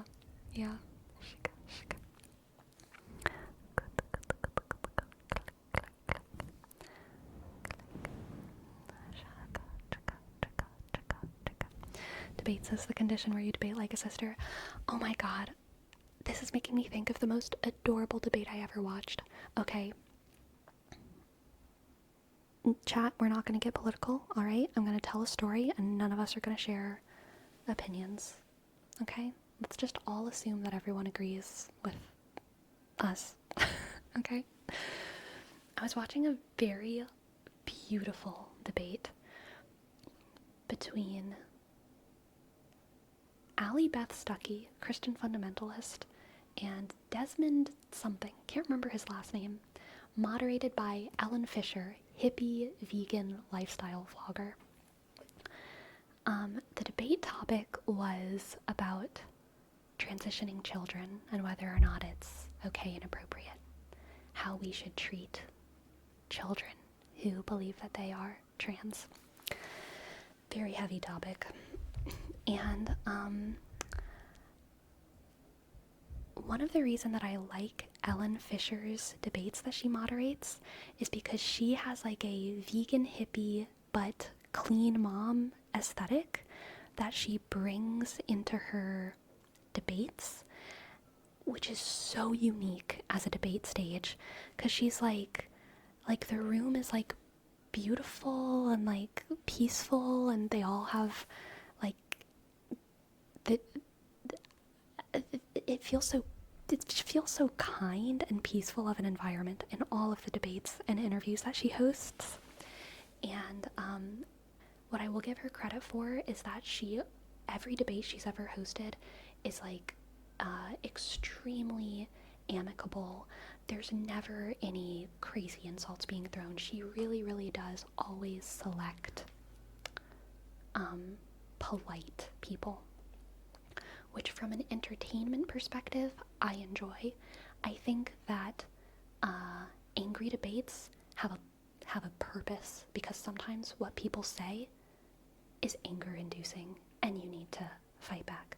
But from a purely entertainment perspective, I love calm debates because they make me feel calm. And there's a place for that too. And that's part of the reason why I like her debates. So the two people that were doing the debate, Allie Beth Stuckey and Desmond. Allie Beth is like a very traditional Christian woman with a very traditional Christian woman aesthetic. And then Desmond is a gender fluid, non-binary, he, him pronouns teacher, I believe. And he has a fairly feminine presentation. He speaks in a very feminine way. He has very feminine like mannerisms, wears makeup and all of this stuff. And he acknowledges all of those things, talks about all of them very openly. We stand non-binary, gender fluid teachers. Based, yes. I love good teachers. You know, I just want kids to be learning in a place that feels safe and happy, regardless of how their teachers dress, frankly. But the debate had such high feminine energy and so many different kinds. Like, Desmond was kind of like had like TikTok femininity of like, oh my god, slay, you're all so beautiful, etc., etc. Ellen Fisher was like, hippie mom, you two are so kind. You're the best debate opponents I've ever had. You're so sweet. I'm so glad we're listening to one another. And Allie Beth Stuckey was like very like prim and proper, like Christian mom energy. The feminine energy in this room was just like exploding. And it just made me like, it was just so adorable. It was just so adorable and happy. If you find it, there's a moment about 37 minutes in, which I memorized. I memorized the timestamp because it's so cute. It's so cute. Around 37 minutes into this debate, Allie Beth Stuckey is saying some stuff. And then Desmond, in a debate, is like, oh, can I respond to that? Can I just, like, try to respond to that? And then before he responds, he turns to Ellen, the moderator, and is like, and oh my gosh, I want to hear your opinion too. I feel like we just keep talking, but I want to know your perspective. And Ellen is like, oh no, you two are the best debate people I've ever had. You're both so kind. I don't have anything to add to the discussion. And they're all just, like, doing this very femme-like check-in with each other in the middle of a debate. And it's so accurate to like just living life as a woman. It's one of the main reasons why I love feminine spaces, is that there's just so much checking in and so much, honestly, like virtue signaling of like, I care about your opinion in a very humble way. Like, are you okay with me talking right now? It is like, in a technical sense, virtue signaling, but it's like a good thing. It's signaling to you that you're important, even though I'm talking, signaling that we all care about one another. I feel like women do that constantly. It's like a feminine socialized trait. And I just love it. I just love it. The debate was so sweet. So much of I didn't even care about what they were saying. I didn't learn anything. 'anything. 'None of them said anything new. They were just, debating. But the energy was very, very, very thoroughly endearing. As someone who regularly debates with my mom respectfully, this sounds like something me and her would do. Absolutely. Absolutely. Absolutely. The virtue signaling that we could have more of and just be better off. Yeah. Absolutely, Neatrix. It's really refreshing when debates feel cooperative. Yeah, I will say, like, I think one of the sad things for the debate, one of the sad things, of the debate was, like, looking at the comments, and most of the comments are commending Desmond's maturity and civility, and how he answered questions so thoroughly and exceeded people's expectations for what the more progressive side of this argument would look like, because I think most of the people in the comments are more conservative. That's how it appeared. And I think it made me sad because if anything, Desmond was like too nice, and it almost frustrates me that that's what it takes for you to be seen as respectful. Because, like, Desmond was almost too respectful. Like, constantly kind of shutting himself down in order to ask questions and focus on the other. Desmond didn't actually, I mean, he did talk, but, like, you have to overcompensate so much to be seen as merely civil. He was very civil, and again, that's one of my favorite things about the debate overall, but it did seem like, it seemed like the audience had this weird takeaway from it of like, wow, I'm surprised a person on the left is nice. And it's like, oh, that makes me sad. I too am glad that Desmond is nice.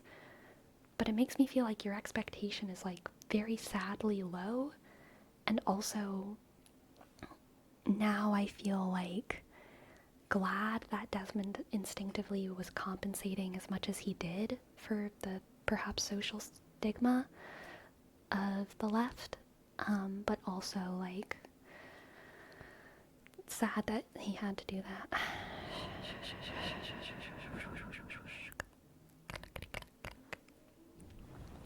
Popcorn, popcorn. Popcorn, popcorn, popcorn, popcorn. Popcorn, popcorn, popcorn. Sounds like you wanted blood in that debate? Oh, no. I was happy with it exactly the way it was. Click, click, click. Cat Lady Kate? I can absolutely do a word rap for you. Cat Lady Kate. Click, click, click. Cat Lady Kate. I'm surprised a person on the left is nice. That makes me hurt because it sounds like something people I know would say. I know. It is sad. Cat Lady Kate. I like that name too. It's a very good tingly name. Cat Lady Kate. Cat Lady Kate. Cat Lady Kate. Cat Lady Kate. Cat Lady Kate. Cat Lady Kate. Cat Lady Kate. Cat Lady Kate. Cat Lady Kate. Cat Lady Kate.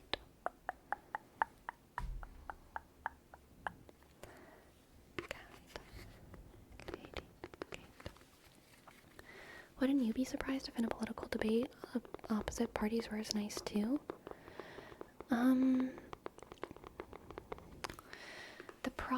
I think the problem, I'll try to be more specific. It started to feel condescending when scrolling through the comments.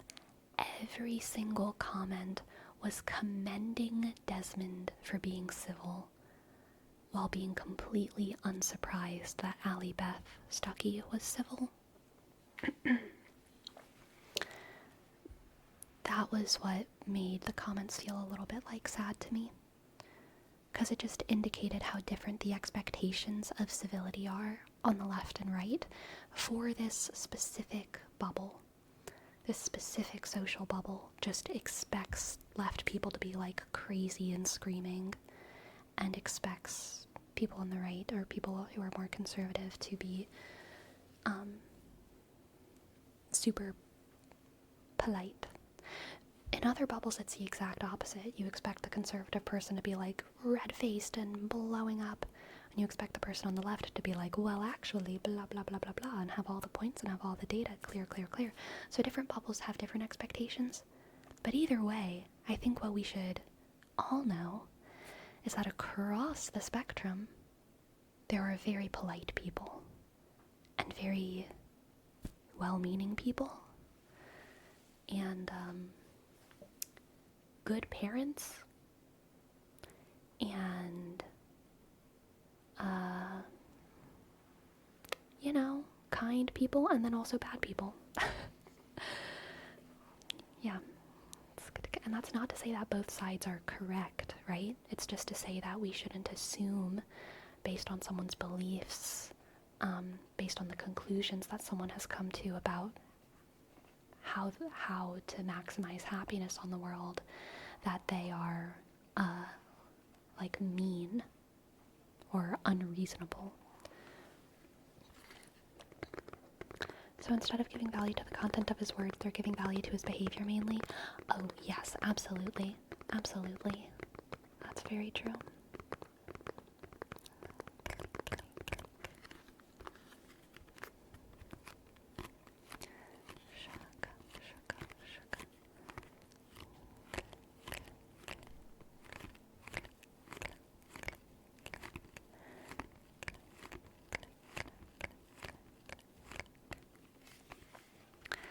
Yeah, prime token. Super, super fair and super true. Super fair and super true. It's hard, but I think it's, I do think it is a valuable skill for those that have it.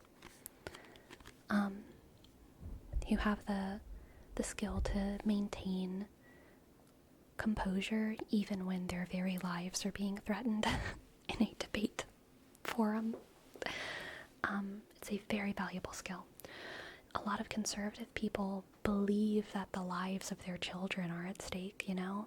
I believe that they have kind of twisted ideas about that, right?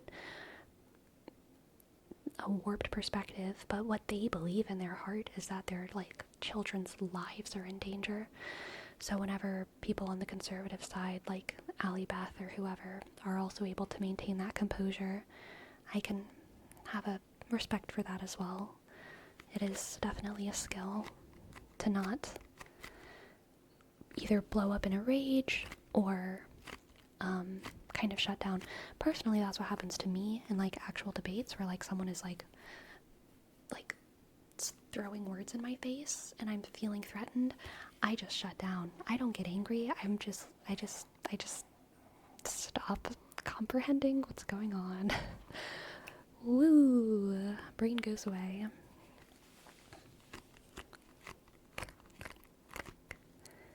Click, click. Kind of scares me to check comments in videos like those, because usually at the first sight of anything people can discuss over, comments become a war zone. I think it depends on the space. I will say Ellen Fisher's community is like super, I mean, they're hippies. So like peace is the top priority. They care more about civility than the ideas themselves. You know? They like, so the comment section was super chill, at least what I read.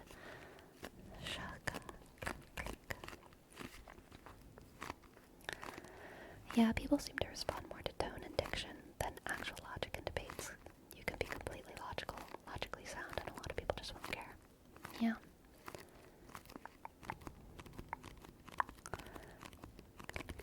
Hello, small croc. I only tend to get really mad in debates when someone is saying information that is easily proven false, and then when people refuse to hear anything. I'm so sorry. I'm so sorry. It's just my boyfriend. I'm kidding. I just wanted to say that. I just wanted to be chaotic for a moment.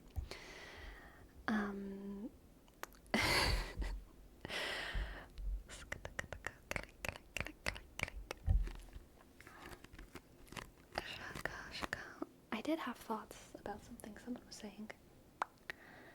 Oh yes, ace is ace. I only tend to get really mad when stuff is easily provable. Yes, whenever people just like bold-faced lie, oh, that makes me mad. But also, I still shut down. Whenever someone just bold-faced lies, I don't know what to do. I don't know what to do when someone just says something unfounded and wrong and dumb, when someone's poisoning the well so obviously. I just feel like, because a lot of the times I don't want to go through that effort of like proving them wrong, you know what I mean? I just want to be like, I just want to leave. If I realize that someone is just gonna lie while I'm trying to have a conversation with them, it just makes me want to leave. But it's not always that easy. You can't always just leave. I mean, you can always just leave, but you know, it's awkward. I get the feeling of what else is wrong with them. I get afraid. Super fair, Dietrix.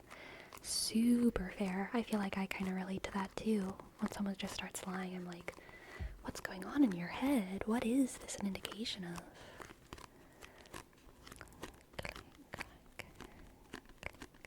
What's really sad too is when someone says something so clearly untrue but wholeheartedly believes they're right. That's much sadder in some ways, but I'm much more willing to have a conversation with that person than someone who's just lying.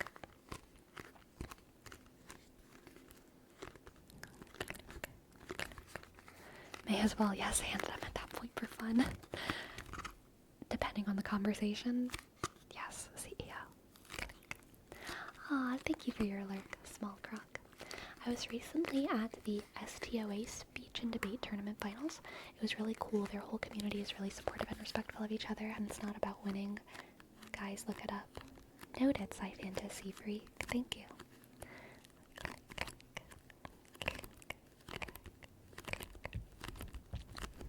Sleepy, and channels like that one, I agree that their community might be built similarly, but there's always new people joining that will cause chaos. How many comments do you think their moderator team have been keeping hitting per video? Over or under 10%? I don't know. Also, I don't care.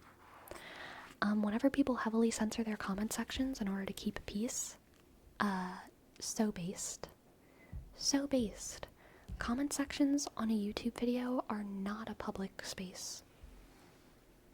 I believe comment sections on YouTube videos are not a public space. They're only as public as you as a creator want them to be. And I think heavily censoring comments can be like a very valid decision for the sake of maintaining the spirit of the content. You know?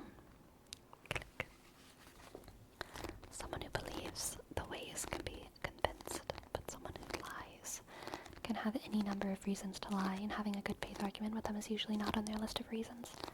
Very true. What's your favorite trigger? Soft speaking. I also really do like gripping, tapping, and of course, face touching, face touching.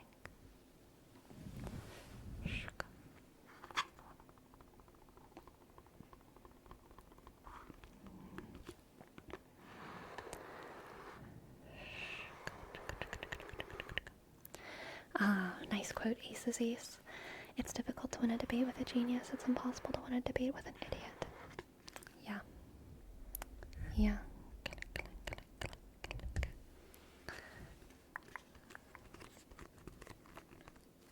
What is your microphone? It sounds nice. This is the Zoom, like zooming in a camera, Zoom H4N. H as in hair, 4 like the number, and then N as in Nazareth. Click.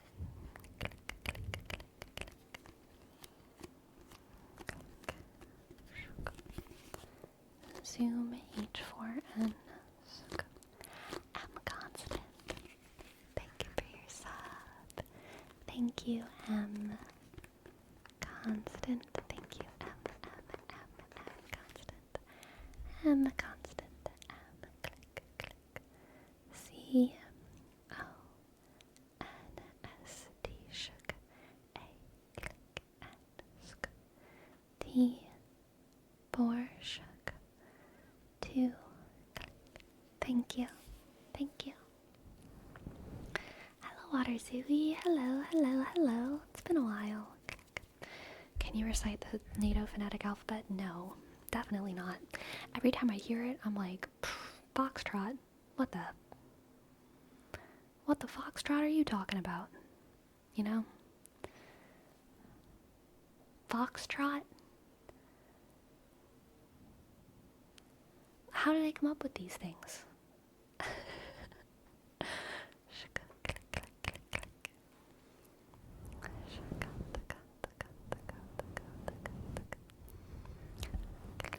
I like the debates in which the other person's willing to listen and accept it if they're wrong, because those are the expectations I have myself. I hope to listen to their opinions, and I hope to be shown that I'm wrong if so. Interesting. Interesting. I just like honesty. You know? I like honesty. I think that it's okay for there to be debates where no one's minds are ever going to change. Like a debate between like an atheist and a religious person. No one's mind is going to be changed that day. It's just not, in most scenarios. No one's going in there with the potential of their mind being changed. I think those debates can still be very useful for the purpose of empathy, for the purpose of gaining a deeper understanding about things, yada yada yada. I also think that conversations where there's potential for a change of opinions or perspectives are super valuable. I like them both. It just depends. Really, I think I just like debates where I'm interested in the topic. Where I'm interested in the topic and when I like the people. That's basically all it takes. The people need to not ick me out too much. And the topic needs to be something that I care about. I can't watch debate. I don't like watching debates just because I like watching people fight. It needs to be a topic I care about.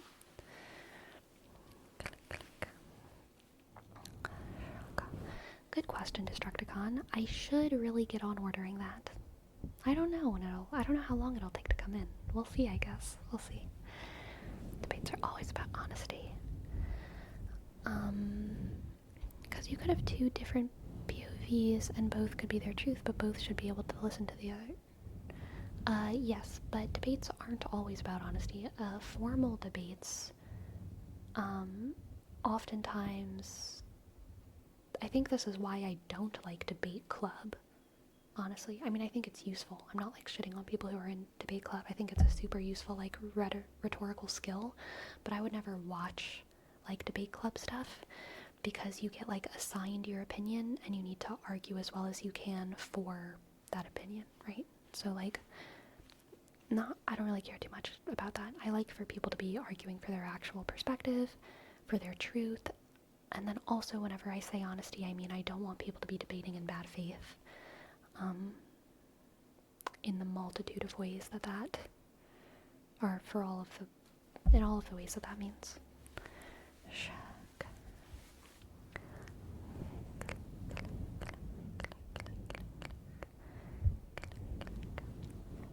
In your opinion, how many of those debates do you think are genuinely done in good faith? I mean, it depends on which debates you're talking about. You're saying those debates, so I don't know which debates you're talking about. In the world? I don't know. I don't think it matters. Just find the good ones.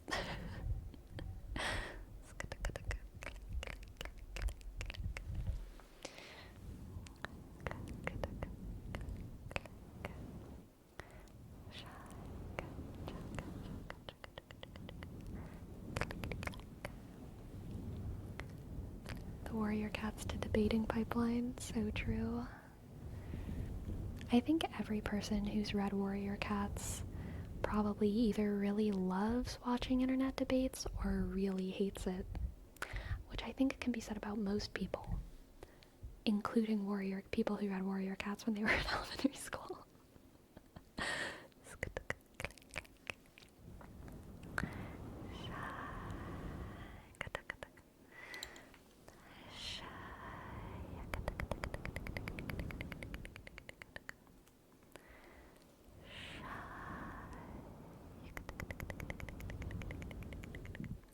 I feel like it's very easy to spot if people are debating in good faith.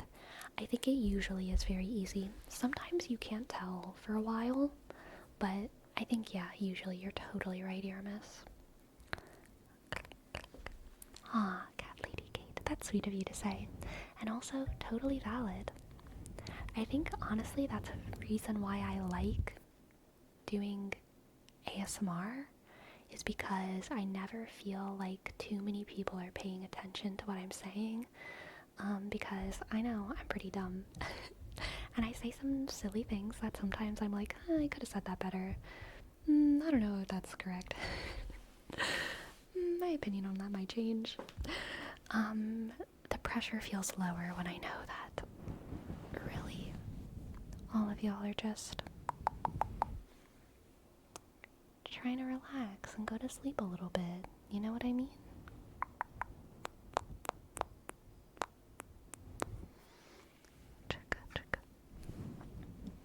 Sleepy does ASMR for the yapping. It's a joke with some truth in it, Ace is Ace. Absolutely.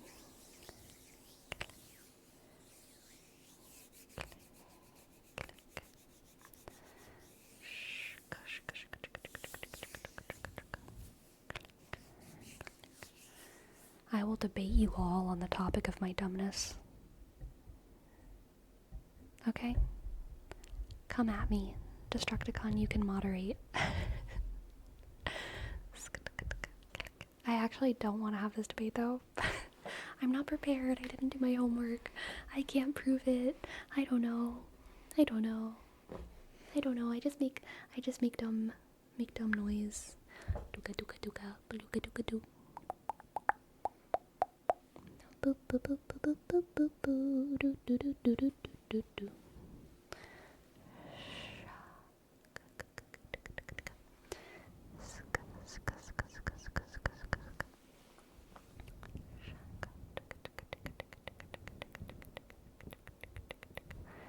Sleepy, why are you always making weird noises? I can't help it. It's a biological urge. I have a biological urge to make weird noises.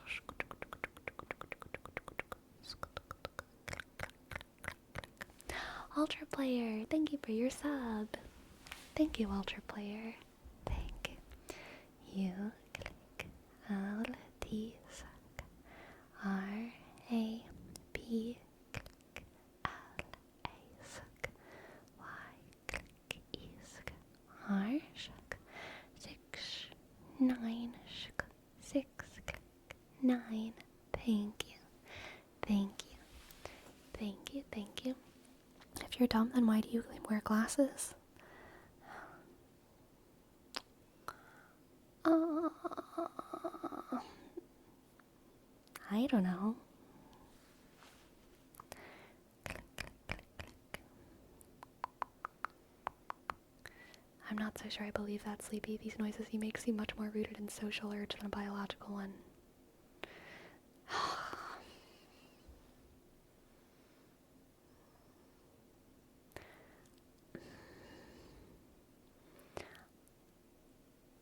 No.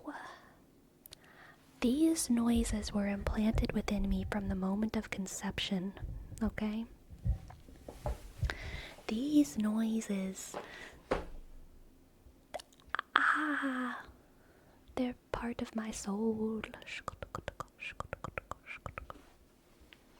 How rigid do you consider yourself in your stances?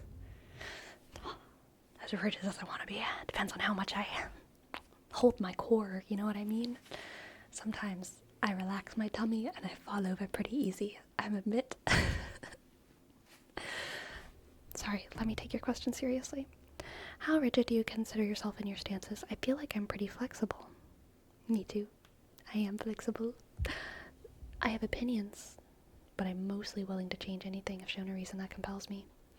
I think it depends on the stance. Some of my stances, I have something like a principle of never changing them. Some of my stances, I have a principle of being flexible with them.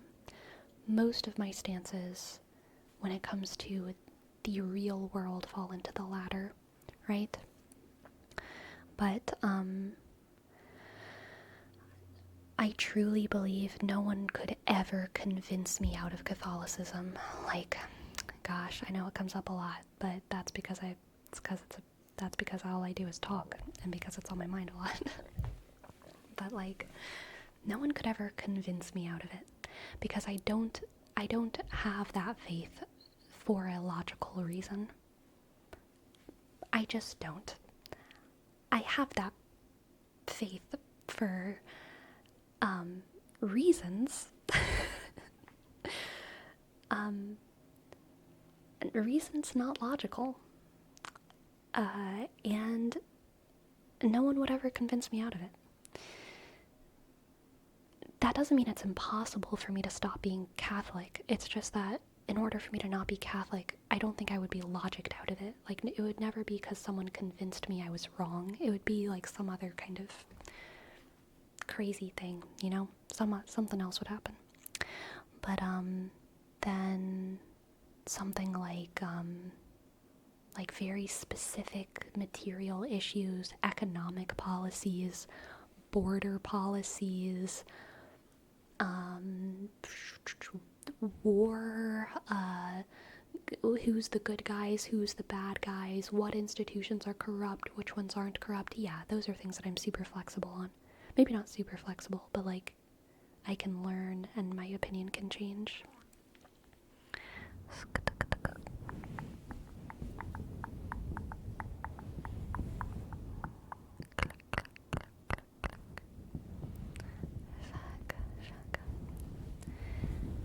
I'm flexible when it comes to what apple is best. When it comes to human welfare and living well, not so much. Fair.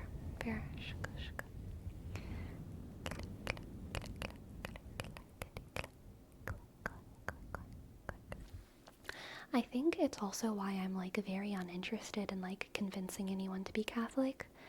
I'm so much more interested in just like talking about how cool and fun it is if you have a good relationship with it, you know what I mean? And I think it's also why I'm excited sometimes to talk about how tragic the issues are within the Catholic Church and church history. Because in my head, whether I'm talking about the tragic stuff or the happy stuff, it doesn't like strengthen or lessen my faith in any way. It's just like talking about interesting and true things and different people's experiences, and yeah.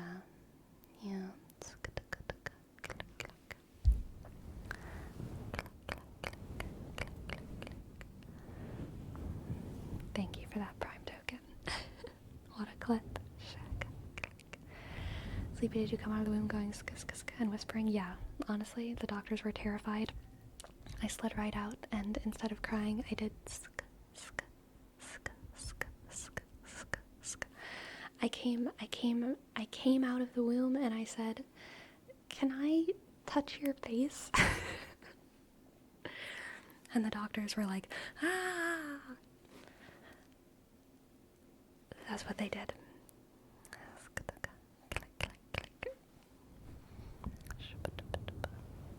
Alright, for neat tricks, we have a word wrap for I put on my wobe and wizard hat. I put on my wobe and wizard hat. Wizard hat. Wizard hat. I don't know what this is a reference to. I put on my wobe and wizard hat.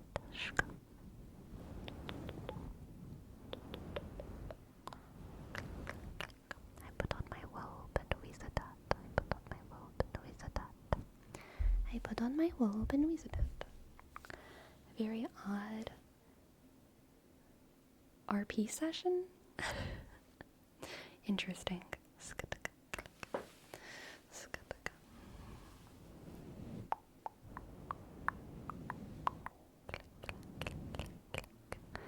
Click, click, click, click, click, click, click. Shaka, shaka, shaka, shaka. This is very old and deep internet lore. Ah, I see, I see. I feel like some people consider talking about those issues as a sign of not fully feeling the religion. But I agree with you. For you, it's just talking about something that you're interested in, but that doesn't tamper in any way your beliefs. Yeah, yeah, totally. Yeah. Alright, we are past break time, so I'm going to go on a quick little break, and then we'll be back for some more tingles, okay? Back for more tingles very, very, very, very, very soon. Very, very, very soon. My cat is being so cute. She never sleeps underneath my chair like this, but she's sleeping underneath my chair, and it's freaking adorable. Okay, I'll be back soon. I'll be back soon.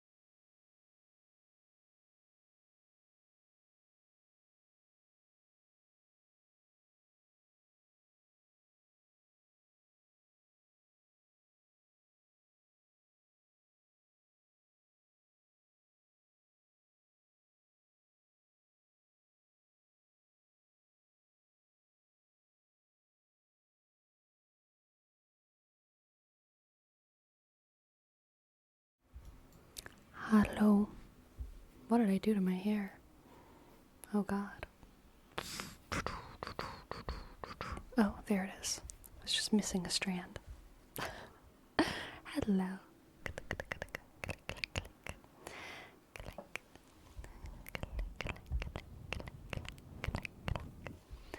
What's up? What's up? What's up? What's up?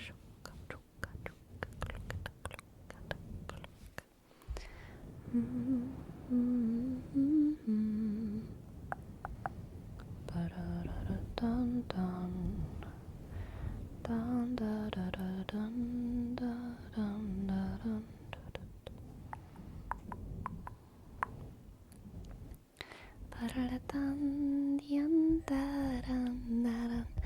dun dun dun. Dun dun dun dun dun dun dun dun dun dun dun.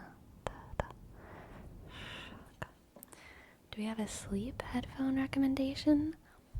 Manta Sleep Sound? Manta Sleep Sound? Relax.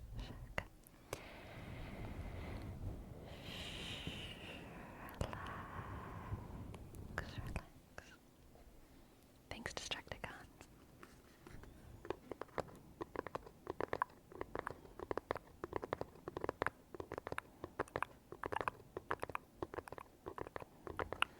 I walked into that. You betcha. Sponsored. Hashtag sponsored.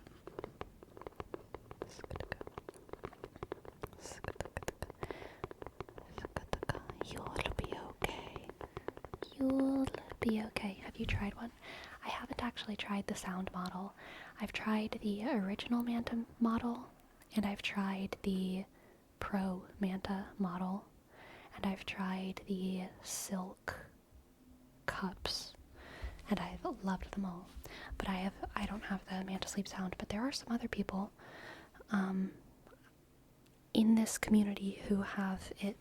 I know some of the people in this community who have it, but I feel like it'd be weird to like call them out and be like, give your opinions. But I know that there are some people.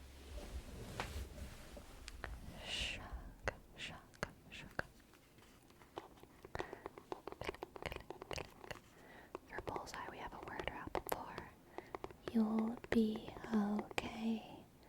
You'll be okay. Aw, Jose, thank you. I'm glad you like it. You'll be okay. You'll be okay. You'll be okay. You will be okay. You will be okay. You'll be okay. You'll be okay. Oh, you'll be okay. You'll be okay. You'll be okay. You'll be okay. Personally, if I want to go to sleep listening to stuff, I really do prefer just listening on my speakers. Because I don't like the sound being tied to my head when I'm sleeping. And I also don't like the feeling of things on my head when I'm sleeping that are like in my ears, like inside my ears or like on my ears. I just can't. I can't do it. Personally. Hello, Golden Oreo. You'll be okay. You'll be okay. You'll be okay. You'll be okay. This stream gives me the vibe of eating lunch in the library with the librarian because it's quieter. That is the sweetest thing ever, Ace's Ace. Oh my gosh. What an honor. I have a tablet next to my bed I play ASMR on. Yeah, I like that kind of setup.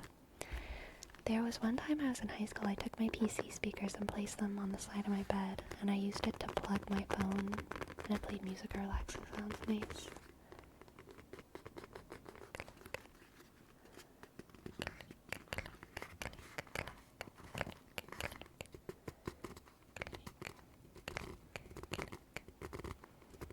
For Morpheus Prime, we have a word wrap for my sunshine, my little sunshine. You are my sunshine, my only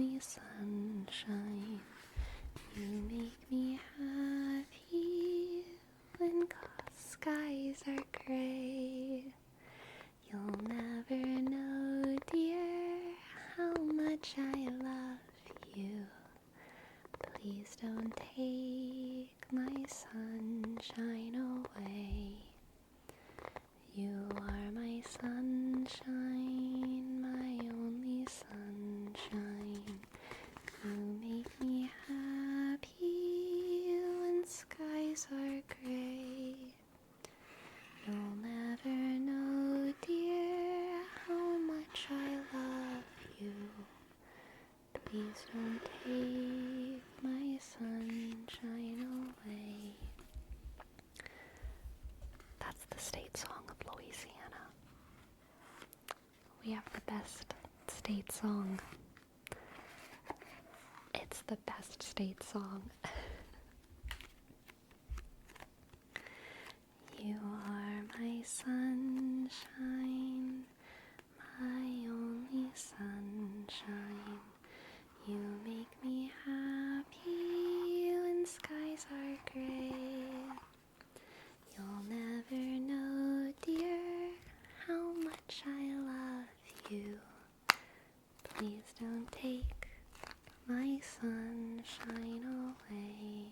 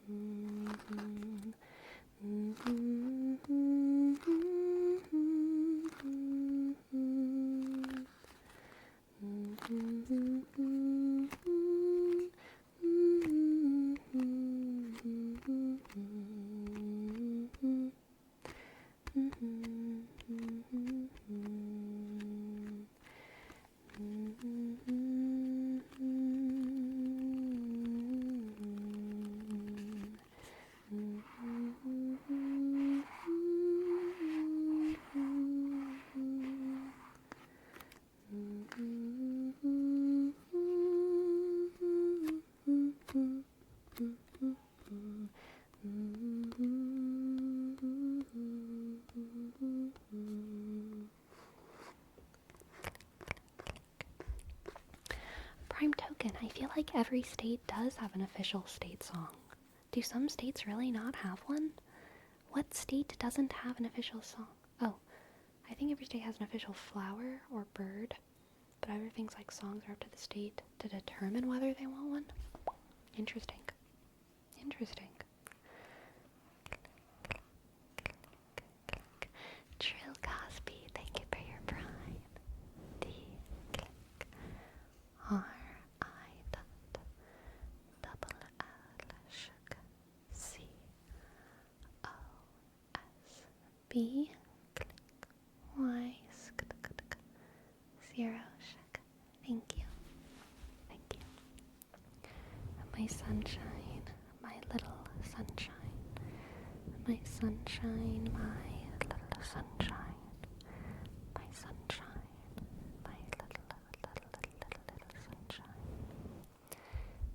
my little sunshine, my sunshine, my little sunshine, my sunshine, my little sunshine. My sunshine, my little sunshine, sunshine, shine, shine, shine, shine. You realize your views increased when you changed your hairstyle? Yeah, that's why I'm a hair influencer. People actually only watch me because of my hairstyle. Zeke. So if you're here for something else, then you've come to the wrong stream, okay? All of us here only care about hair. Nothing else. Nothing else. Okay? Okay, now that we've got that covered, you are my sunshine, my only sunshine. You make me happy when skies are gray.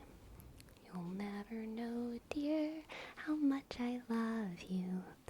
Please don't take my sunshine away. Shuck, click. Actually, all of us have the same hairstyle that she has. Exactly, yeah. I'm really glad that y'all have succumbed to my influence. succumb. Accept the bangs. Accept the bangs. Okay? You got it, Blipster. You are my sunshine, my only sunshine. You make me happy when skies are gray. You'll never know, dear, how much I love you. Please don't take my sunshine away. You are my sunshine, my only sunshine.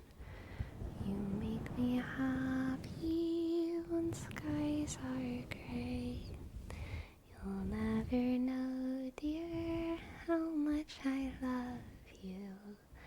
Please don't take my sunshine away.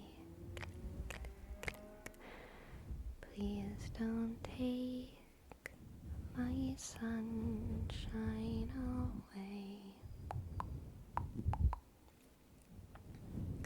And Salty redeemed Somewhere Over the Rainbow. I don't know if I have the chops for Somewhere Over the Rainbow tonight. I can try though. I don't know if I have the brain for Somewhere Over the Rainbow tonight. How does that song go? Somewhere over the rainbow, way up high, there's a land that I heard of once in a lullaby. Somewhere over the rainbow, the skies are blue, and the dreams that we dare to dream really do come true. You call me again, drunk with your friends, driving home under the influence. You scared me to death, but I'm wasting my breath, 'cause you only listen to your friends. I don't relate to you. I don't relate to you, no, 'cause I never treat me this shitty. You make me hate this city. I don't talk shit about you on the internet. Never told anyone anything bad, 'cause that shit's embarrassing. You were my everything. All you ever did was make me feel bad.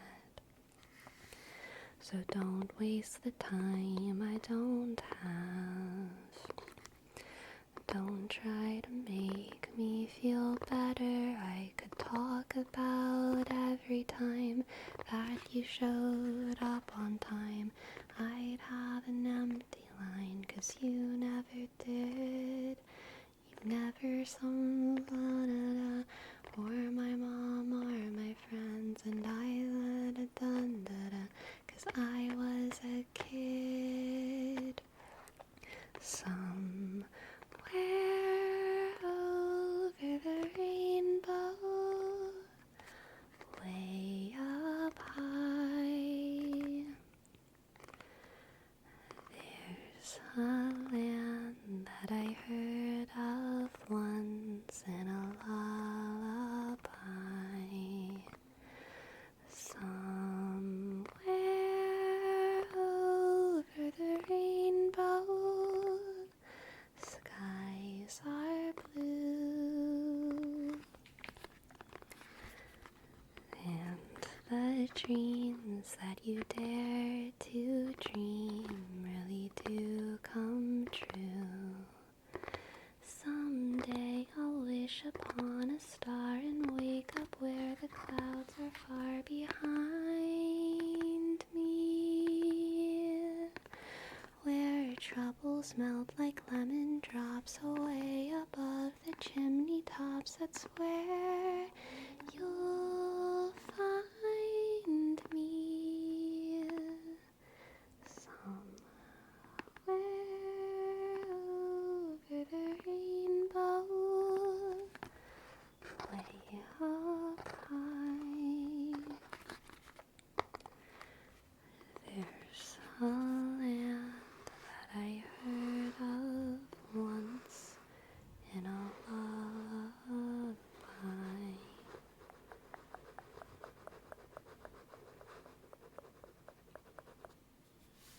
Aww. Thank you guys. Thank you, thank you, thank you. Dankeschön, Dankeschön, Dankeschön, Dankeschön. Can you please sing Pretend? I don't know what that is. Sorry.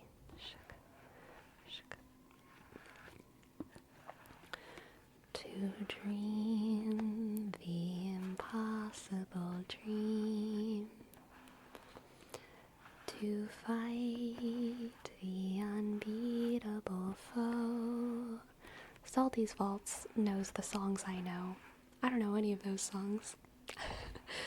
To try when your arms are too weary, to reach the unreachable star.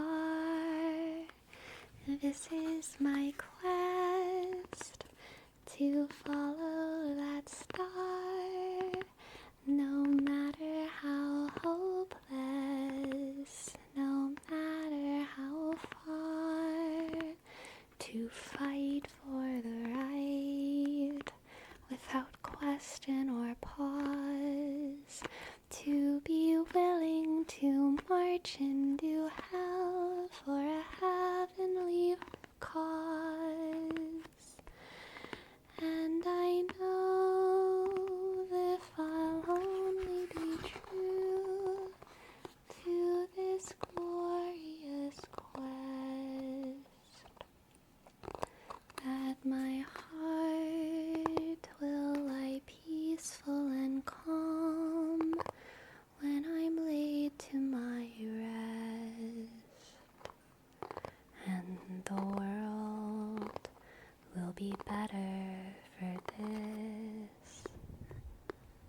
That one man, scorned and covered with scars, still strove with his last ounce of courage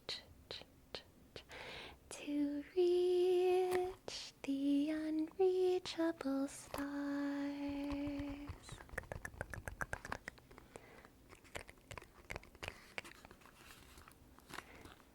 Sleepy, the sound of music's name in Spanish is La Novicia Rebelde, which means the rebellious novice. That is very funny, and I love it. Flipster, I'm going to redeem your points because I'm not going to do that at length because I don't know any of the song except for that specific part. Everybody was kung fu fighting, going as fast as lightning. I don't know anything else than that though, so I'm gonna refund those points. I don't know most songs. I do not know most songs. I do not know most songs. I do not know most songs. So that is why I don't know. That is why I don't do song redeems or anything like that. Because I don't know most songs. I don't know most songs. Do you know any Beatles songs? Literally none. None in full.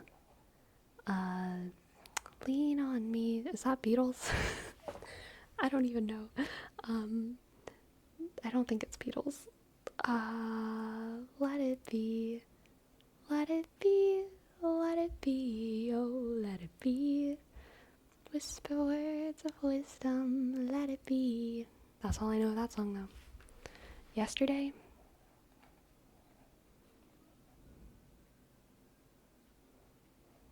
No, don't know that. Do you know Take On Me?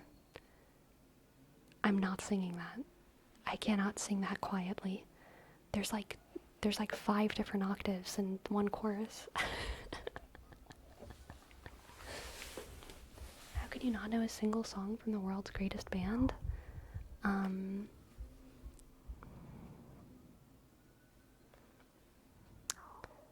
I just never listened to them.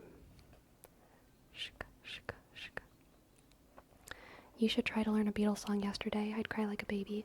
Contrary to popular belief, Gavin's awful stream, my goal is not to make you specifically cry like a baby. But I appreciate the suggestion.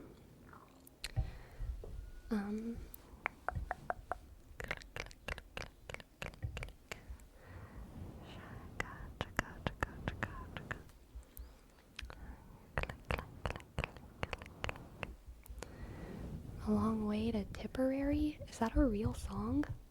I can guess what it sounds like. Oh yeah, getting the fish from the barrel. It's a long, long way from the Tipperary. Oh, I'm throwing the fish in the barrel. It's a long, long way to the Tipperary. And I see the sailors getting off the ship and they're hungry for my fish. So I'll throw them a fish from a barrel. It's a long, long way from the Tipperary. That's my guess. I don't know what that is, though.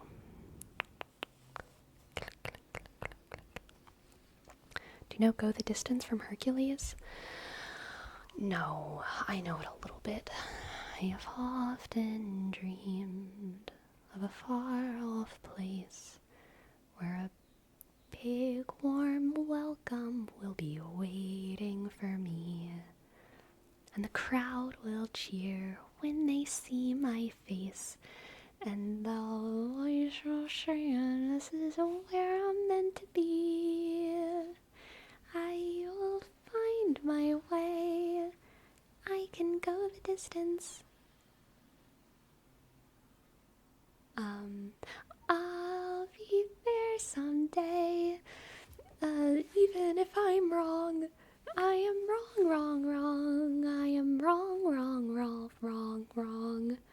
I am wrong. I don't know how it goes. And I know I am wrong. I don't know songs, y'all. I sing what I don't know.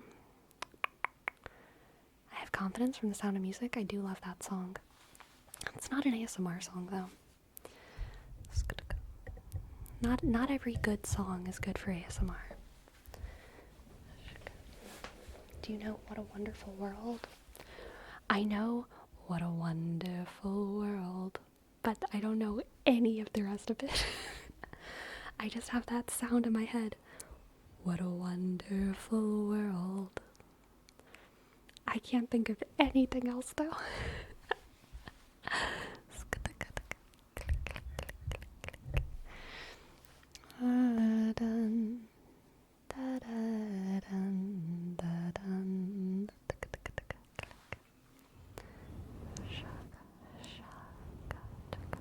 Alright, that. Do your knuckles sing? Please don't crack if they hurt, if you don't want to. That.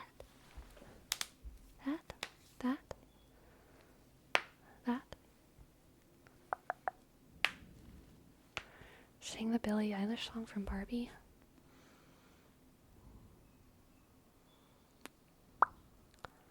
What was I made for? I can't remember it. Happy, I'm sad. How does that song go? I'm sad, I'm so sad. Don't tell my boyfriend. Don't tell my boyfriend I'm so sad. That's not what I'm made for. I don't know it. I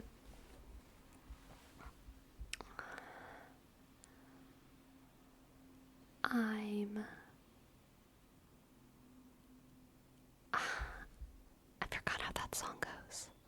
I can't remember. It's a good song, though. Just sing every Billie Eilish song. Nice. Yeah.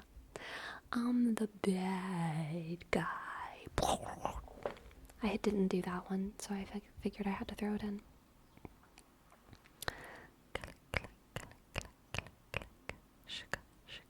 Duh. Duh. There needs to be like a kawaii, like ukulele cover of that song. I'm the bad guy. Duh.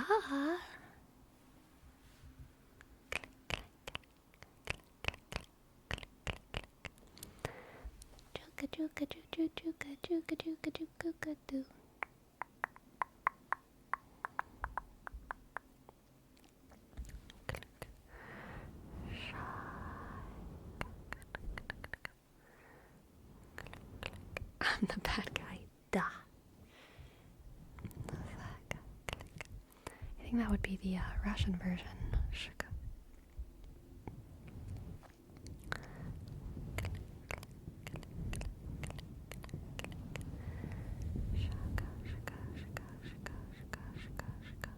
Very true, Jose. This stream might get copyright. Did I sing anything from Disney already? Oh, I did Hercules, but I did do it wrong. That is a dangerous reality of, you know, singing on stream. Flexi, plexi, plexi, click. Here's your bloops. Plexi, plexi, plexi.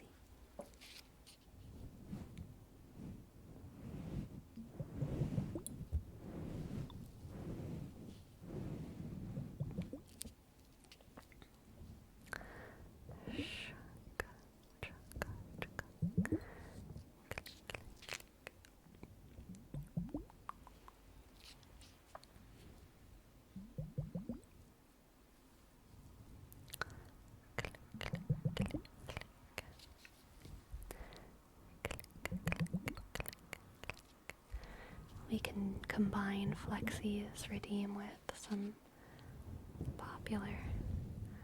I don't know if I have all these lyrics, but I'll try. Whenever I see someone less fortunate than I, and let's face it, who isn't? Less fortunate than I, my tender heart tends to start to bleed. And when someone needs a makeover, I simply have to take over. I know exactly what you need. And even in your case, though it's the toughest case I've yet to face, don't worry, I'm determined to succeed. Follow my lead, and yes, indeed, you will be popular. You're gonna be popular. I'll teach you the proper ploys when you talk to boys, little ways to flirt and bounce. I'll show you what shoes to wear, how to fix your hair, everything that really counts to be popular. I'll help you be popular. And with an assist from me to be who you'll be instead of Jerry, who you were, well, are. There's nothing that can stop you from becoming popular. La, la, la, la. We're gonna make you popular. When I see depressing creatures with unprepossessing features, I remind them on their own behalf to think of celebrated heads of state or especially great communicators. Did they have brains or knowledge? Don't make me laugh. They were popular, please. It's all about popular. And with an assist from me to be who you'll be instead of Jerry, who you were, well, are. There's nothing that can stop you from becoming popular. That's all I got. I think I messed that up, but...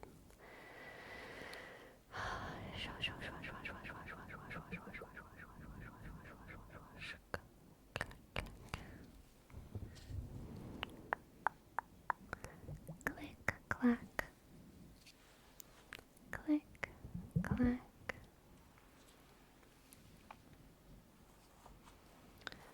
I think we should send ourselves off with some good folk.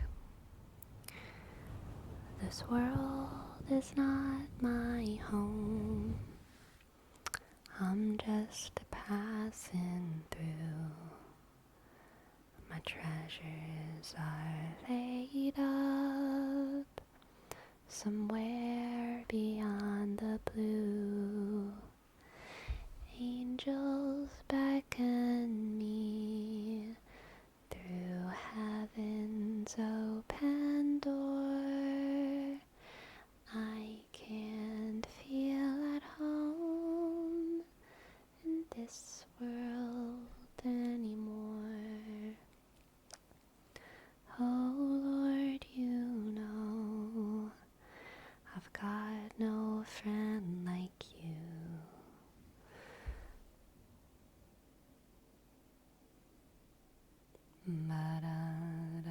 Laid up somewhere beyond the blue. Angels beckon me through heaven's open door. I can't feel at home in this world anymore. I can't feel at home in this world anymore. Bum ba da dum, da dum da dum da dum, da dum yum dum dum, da dum da dum da dum. Like this, Ace. Ya dun da da dun, da dun dun dun dun dun,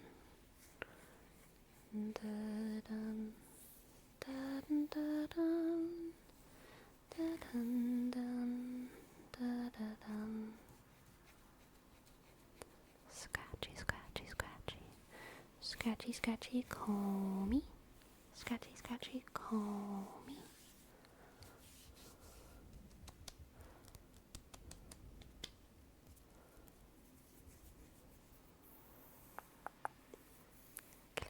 Alright, my friends.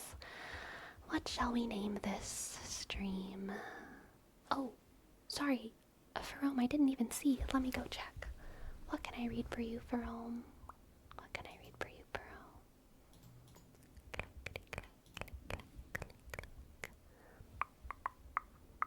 Yes, what can I read for you?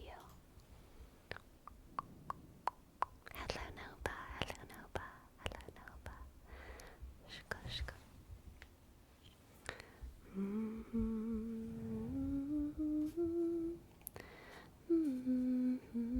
7 days in sunny June. Alright, let's see.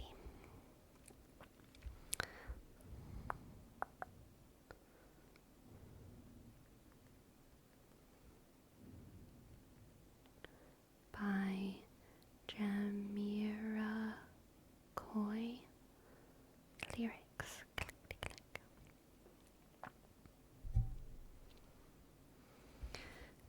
The pebbles you've arranged in the sand, they're strange. They speak to me like constellations as we lie here.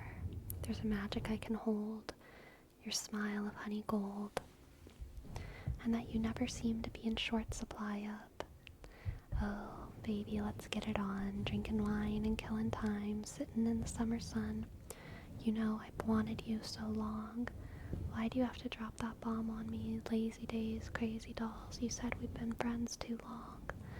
7 days in sunny June were long enough to bloom the flowers on the summer dress you wore in spring. The way we laughed as one, then you dropped the bomb that I've known you for too long for us to have a thing.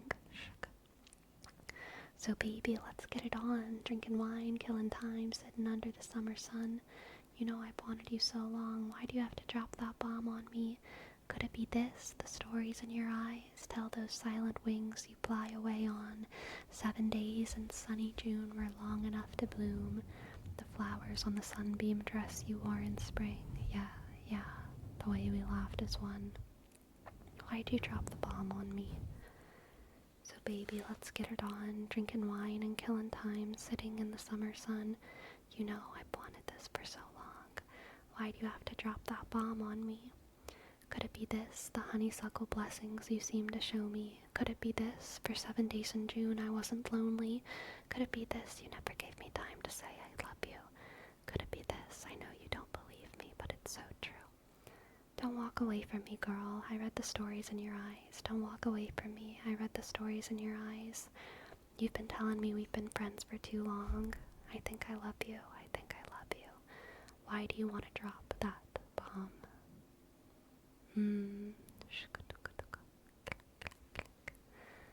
Lovely. Lovely, lovely. Lovely, lovely.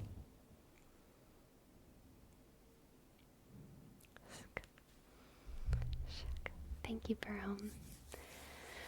Alright, my friends. Stream title, Warriorcats. Debate Sissy.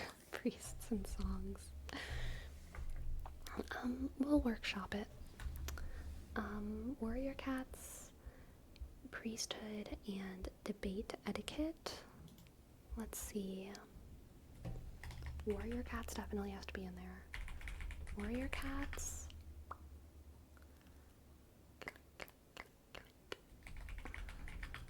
I like debate sis.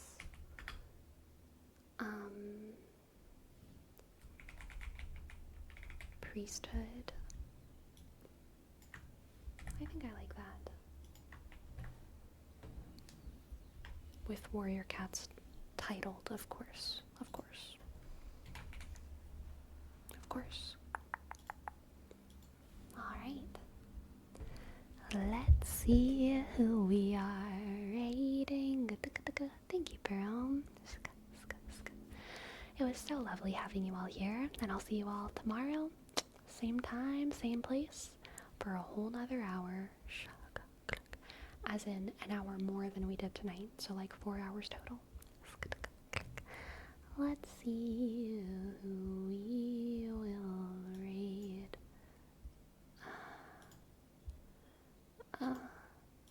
Why is my Twitch being weird?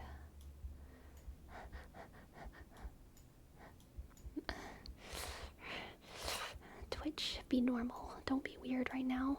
Windows, you also don't be weird right now.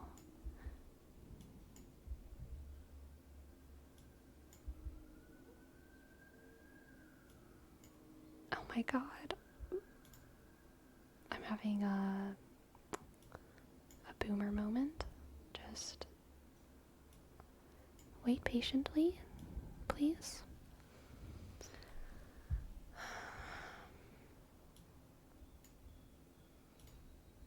Okay, I figured it out. We are going to raid Squishy because it has been so very long since we've raided Squishy, and they are a fantastic ASMR artist. Okay, my friends.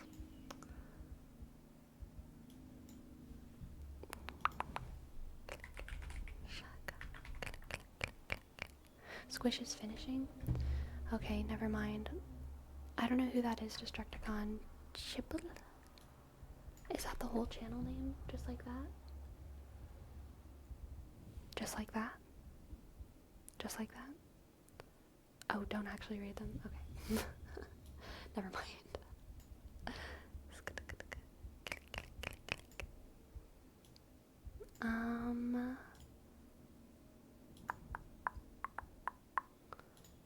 Let's do Lavender Cat. They started 2 hours ago. They're awesome. I've watched their channel.